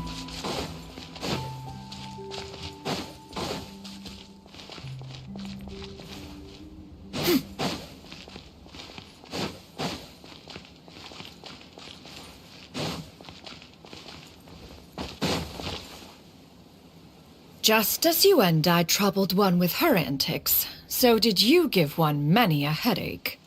Upon finding you burning with fever, one made plans to bring you back to one's abode for treatment. However, upon seeing one's form, you began to cry, refusing to get on one's back. When one asked you why, apparently you believed that one could not possibly be a true Adeptus, because all illuminated cranes are white from tip to toe. One had no choice but to apply powder to one's body to conceal the variegated nature of one's appearance. You became more than amenable enough when one stood before you devoid of any other coloring. It bears mentioning, however, that as a crane, Yuandai was nearly entirely pure white in color. Though you had never encountered her in that form, you still recognize the essence of her being. Perhaps fate brought you two together in more ways than one.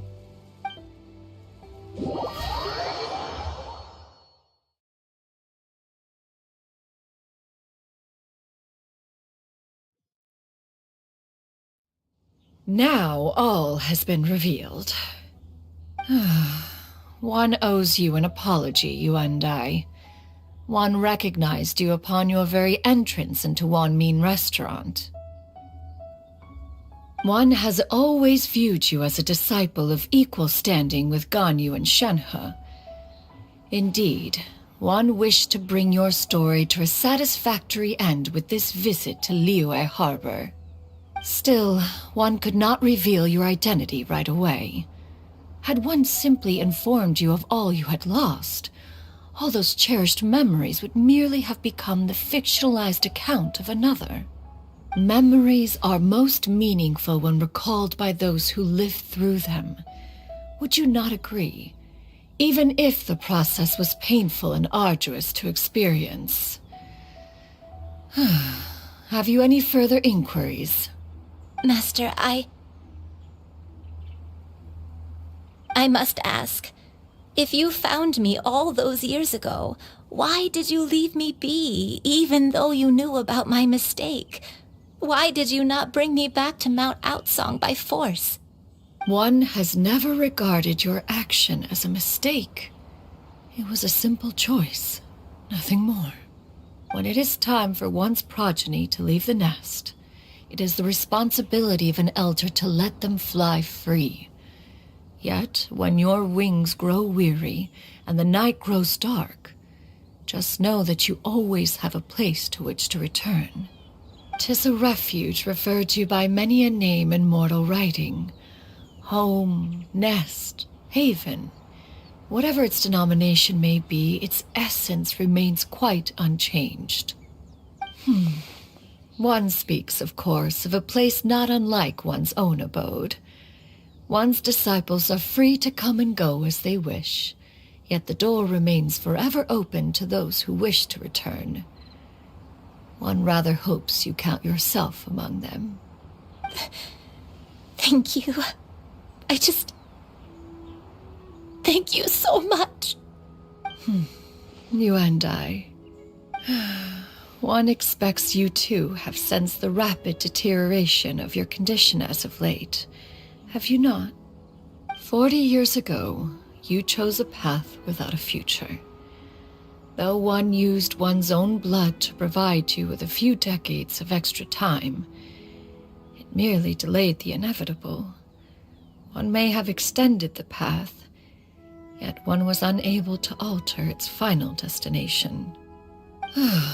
Even the power of an adeptus has its limits. Had your condition continued to deteriorate, you would have forgotten your life as a human entirely. In the end, you would have turned into a creature lacking in the ability to even comprehend its own monstrousness. Fortunately, you were able to avoid that scenario by reclaiming your memories. Though one sped the process along by providing some guidance, the result is entirely a reflection of your own effort. So, what's gonna happen to Granny? One will help her reclaim her original form as a wild crane. If it be fated, she may recover her sentience one day. She's gotta go back to being a regular crane, huh?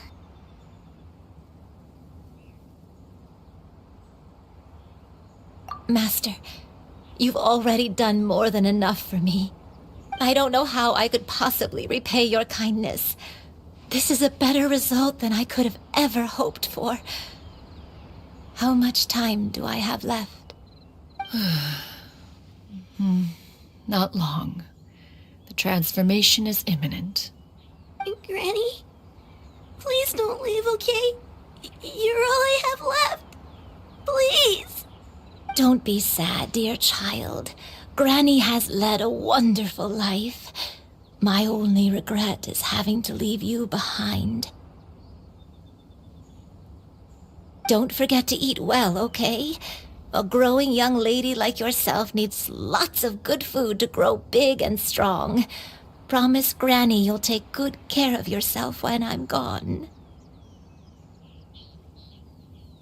I promise, Granny. I'll do whatever you say. Good girl. Good girl. Don't worry. It's not goodbye forever. Granny's gonna become the most formidable crane in all of Mount Outsung. Granny will train day and night. I won't stop until I can turn into a human without having to rely on anything but my own power. When that day comes, we'll be able to live together again. You and I. How's that sound? Good. That's a good girl. Even though we won't see each other for a little while, as long as we both work hard, we're sure to meet again someday. I'll eat well, Granny. I promise. And I'll wait for you, no matter how long it takes. I'll wait for you to come back. That's a good girl. Then Granny really has no more regrets. I'm so sorry, Master. Thank you for everything.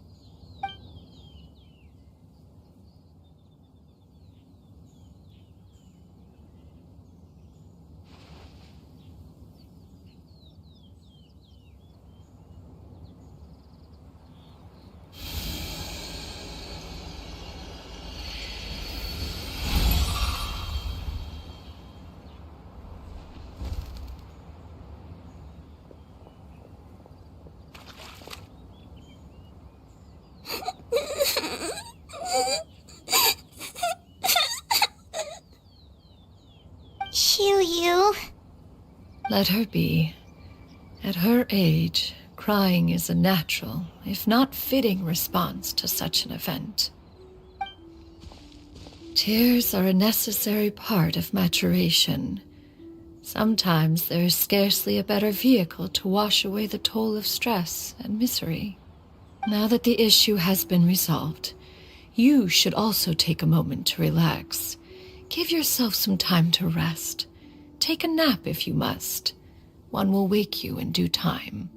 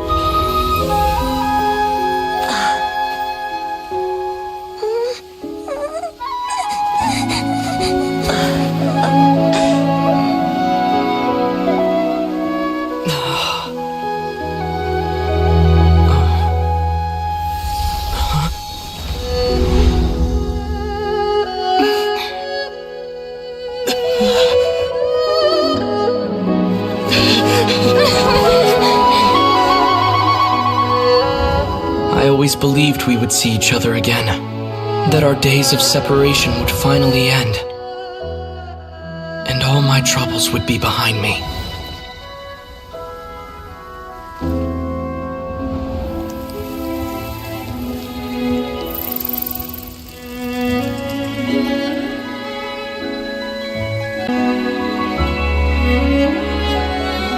If only things could stay this way forever.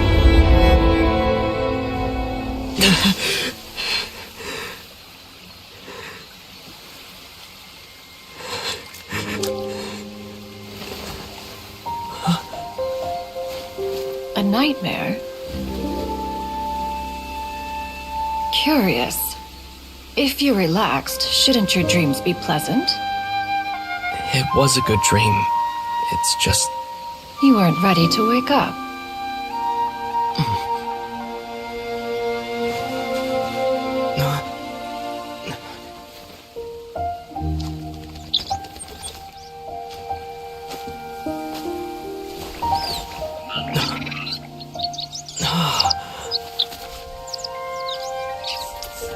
Eloquent as one may be, words of comfort are not one's strong suit. You are doing all you can. One can see your strength of will, your fearlessness in the face of danger. And so, whatever your dream may be, one believes that you shall achieve it. Of course, whenever the perils you face overwhelm you, or you become weary, one is always here for you. After all, as an elder, it is only right to look out for the young ones.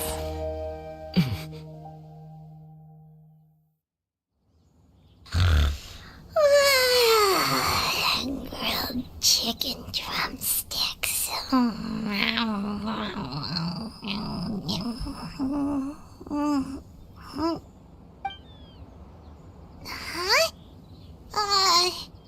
Was Paimon sleeping just now? Oh, Paimon wasn't talking to you. Paimon had a dream about eating grilled chicken drumsticks, that's all. Madam Adeptus? Oh, Xianyun, you're awake. How do you feel? I feel a little better. Thanks. I know I'll see Granny again someday, so I don't feel so sad anymore. Madam Adeptus, could I ask you something? Would you take me in as a disciple? Oh, and have you reasons for this sudden interest? I know Granny thought what she did back then was wrong. She felt really bad about it. But without that mistake, I would have never been born. Even though Granny lost her memories, she never forgot to show me how much she loved me. So, I thought maybe one day I could become a cool Adeptus like you and help a whole bunch of people, just like Granny wanted to do. Upon some reflection, one supposes you are no mere mortal. The fact that Yuendai's blood flows through your veins is proof enough of that. If this is what you desire, one shall make it so. Thank you so much, Madam Adeptus. No, I mean, Master. Chuyu, are you sure about this? Paimon's gonna let you in on a little secret. We've seen Cloud Retainer's 2 other disciples, and they pretty much eat nothing but bitter herbs like chin-chin and violet grass.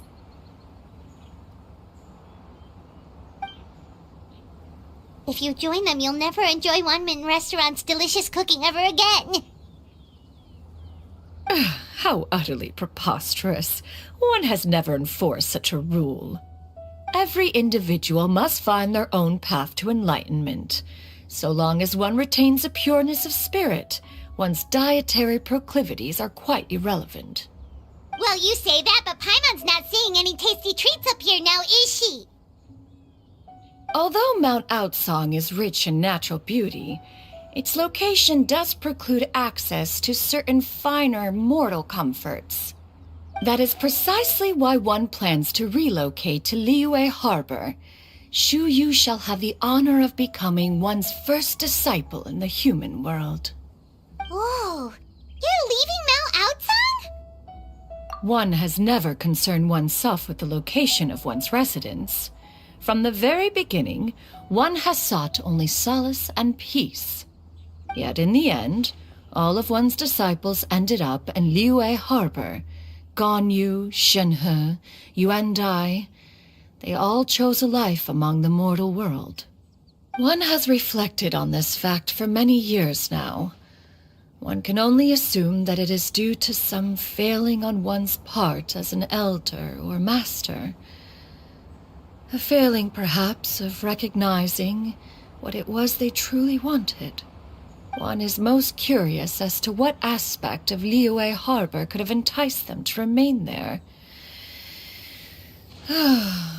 One could hardly offer an opinion on the matter, but perhaps some time in the harbor will prove instructive. Why are you all so silent? Paimon is, just a bit shocked, that's all. So, does this mean we can grab a meal together in Liyue Harbor sometime? One has precious little time to squander. However, if one finds oneself otherwise unoccupied, one would not be opposed to the idea. One will be assuming the identity of a human while residing in Liyue Harbor. You should take care to avoid disclosing one's true identity. Don't worry, we'll help you keep it a secret. So, when can we expect to start seeing you in the city? Perhaps in 2 days' time. One has some matters to see to before one's departure. Preparation is the key to success, after all. One plans to put up various items from one's collection for sale. The earnings should provide for a comfortable living in Liyue Harbor. One has already picked out a handsome property near Chuhu Rock. 'Tis no small purchase, but what is mortal life if not one expense after another? Seems like you've really thought of everything. Then how about we meet up in Liyue Harbor in 2 days? A sensible plan. See you then. Oh, also, why don't you take this suspensus somnium mechanism as a souvenir? Anytime you should feel ill at ease in the future, you may try quieting your mind and sitting in meditation as you listen to its melodies. It might help you find a new perspective. Awesome! Thanks, Cloud Retainer! Hey, didn't we promise Xingqiu that we tell him what we found out? Should we make a trip to the Feiyun Commerce Guild? It's totally up to you.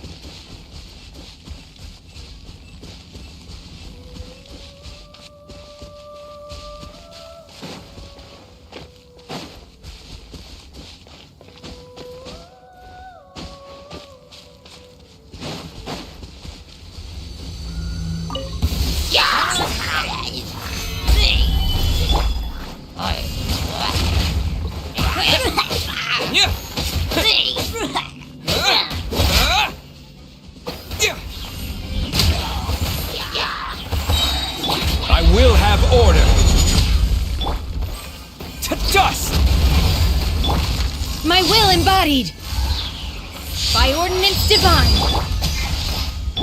Blaze over!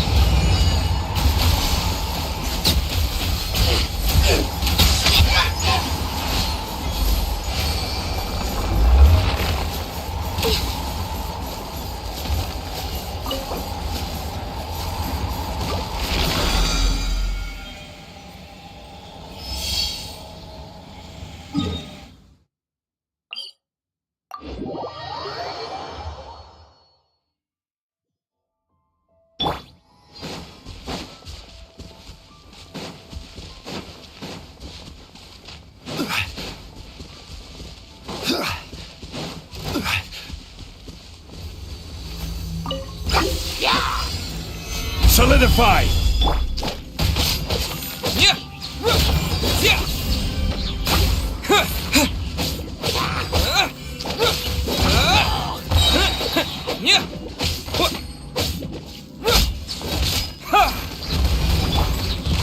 This is order. Stabilize.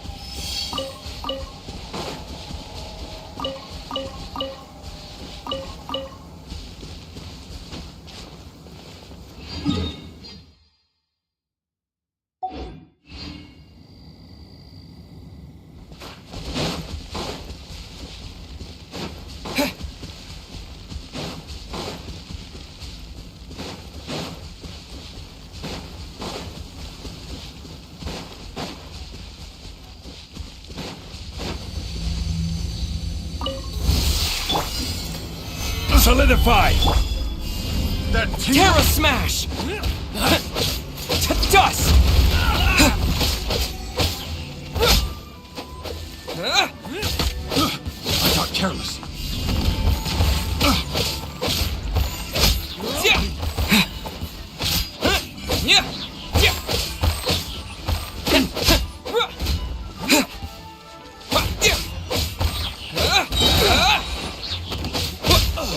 Want a taste of my hammer? Quick!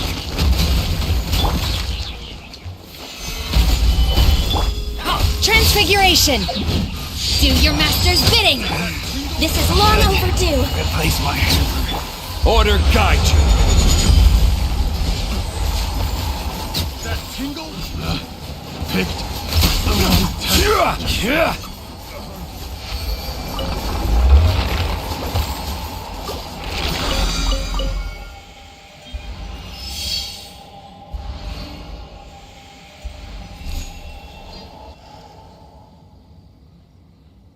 Osmanthus wine tastes the same as I remember.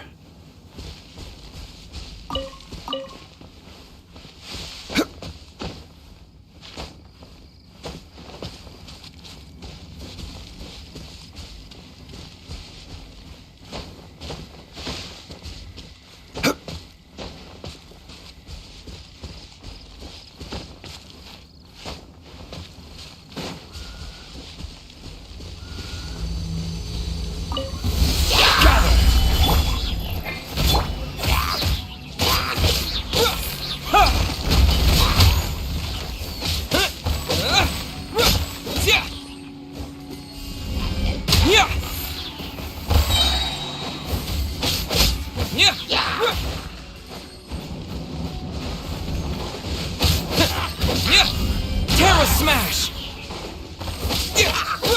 To dust! Stabilize!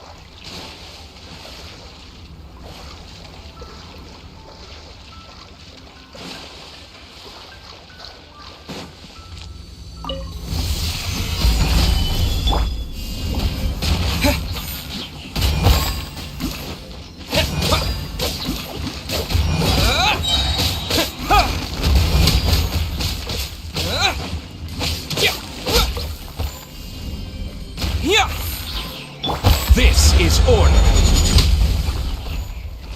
Solidify!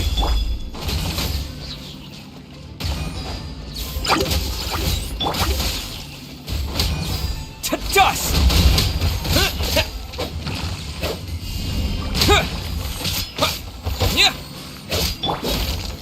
Stabilize!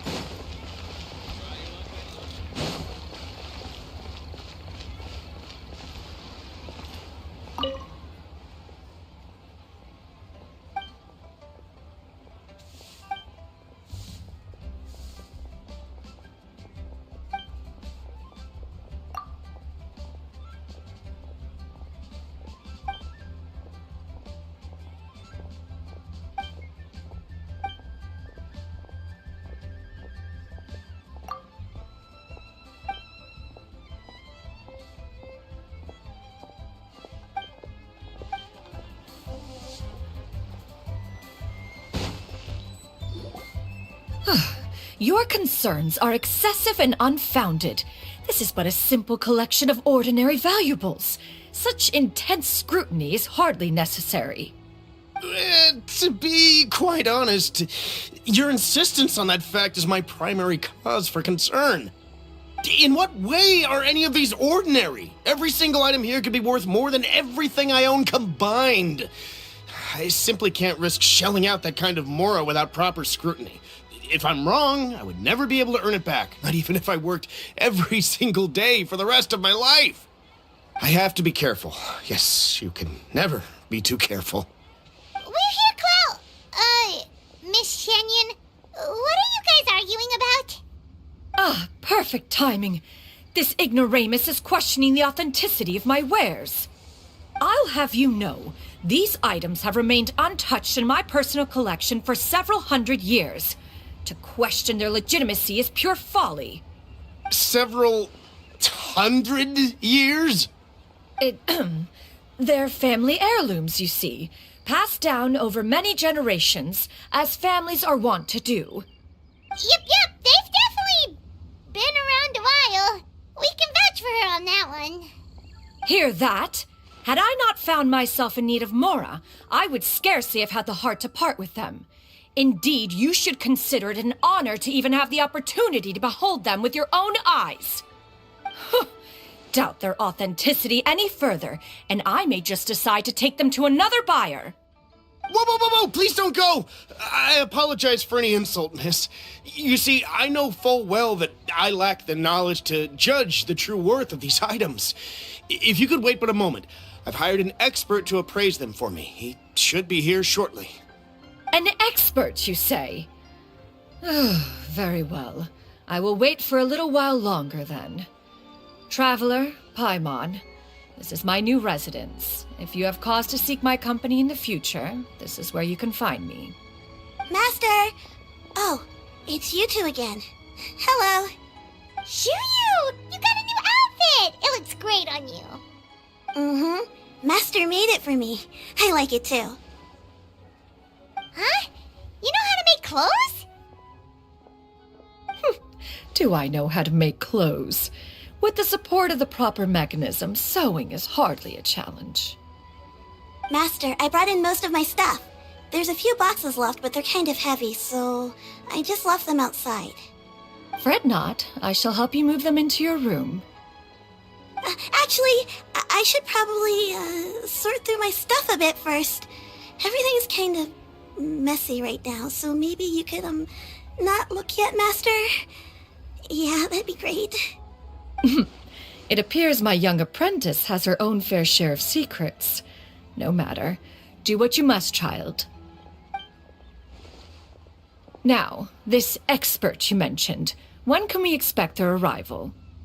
Soon. Ah, there he is! Here, allow me to make some introductions.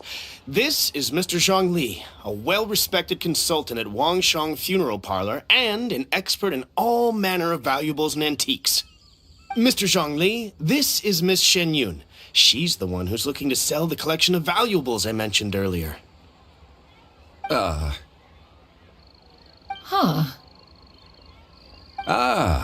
If it isn't Miss Xianyun.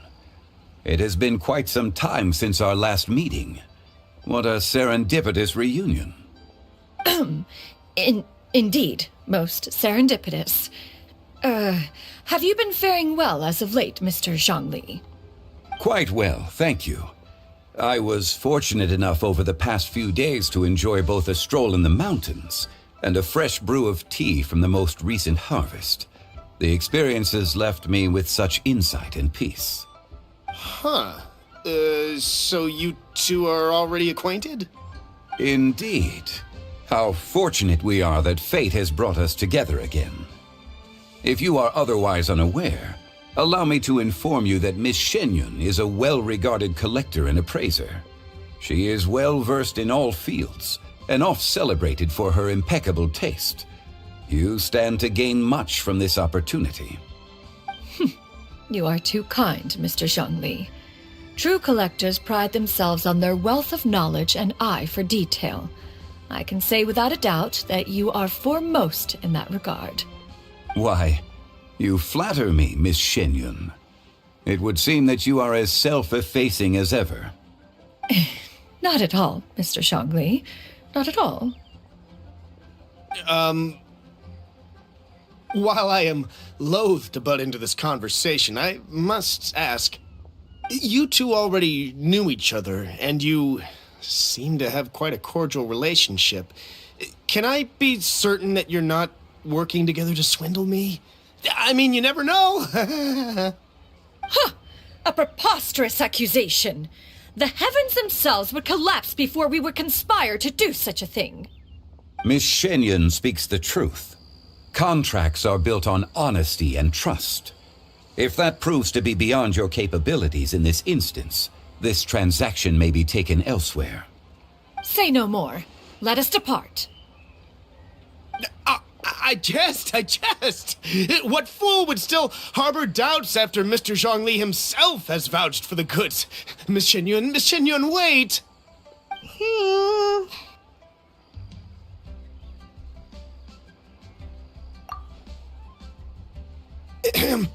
I deeply apologize for doubting you. So, Mr. Zhongli, could you please give me a final verdict on the value of these items? There is no cause for concern. They are indeed rare and precious valuables. Take this mechanism, for instance.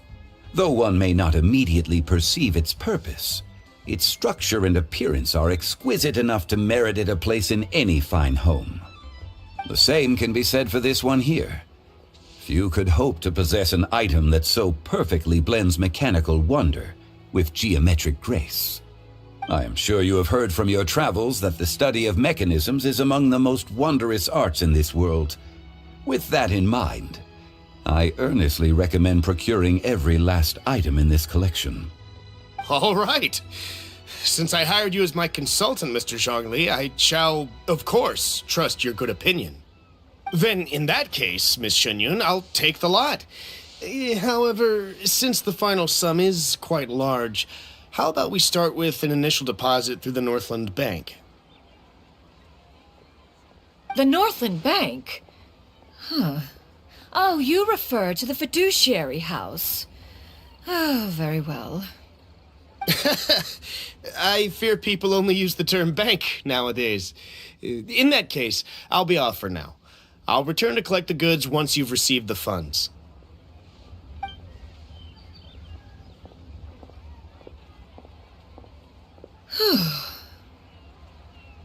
Zhongli! My friends, have you been doing well? We've been great! How about you? Paimon didn't know you were such a busy consultant! My days have been quite pleasant as well. I had been quietly enjoying a cup of tea when Mr. Xiaozu requested my services. As for you, Miss Xianyun, I presume you must be looking to settle in the city? I must say, the name Xianyun sounds exceedingly strange coming from you.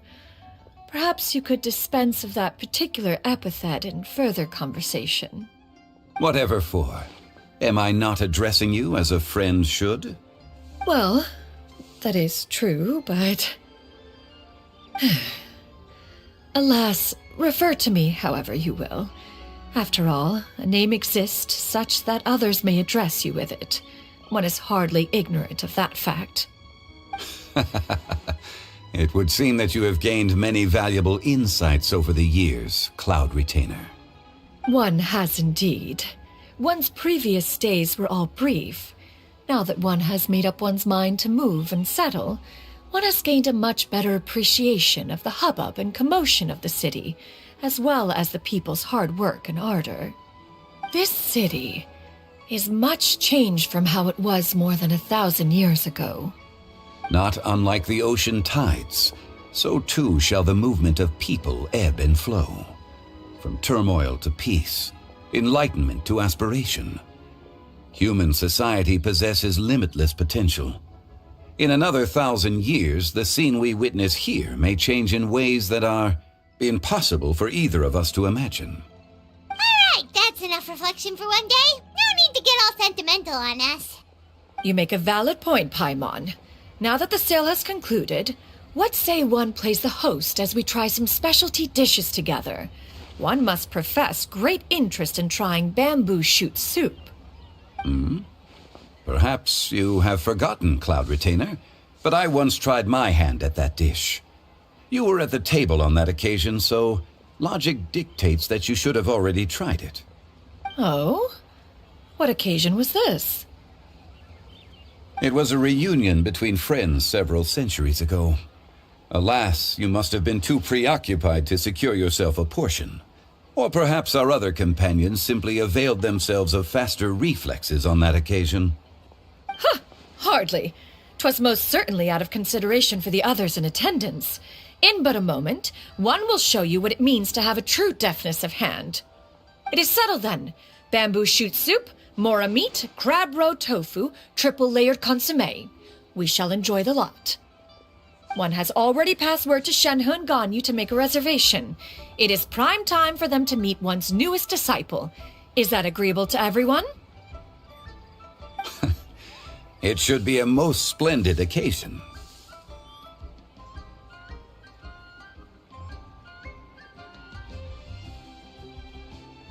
Shu Yu, come now, it is time to dine. Ah, this gentleman over here is Mr. Zhang Li. He is, A humble employee of Wangsheng Funeral Parlor. Pleased to make your acquaintance. Nice to meet you too, Mr. Zhengli.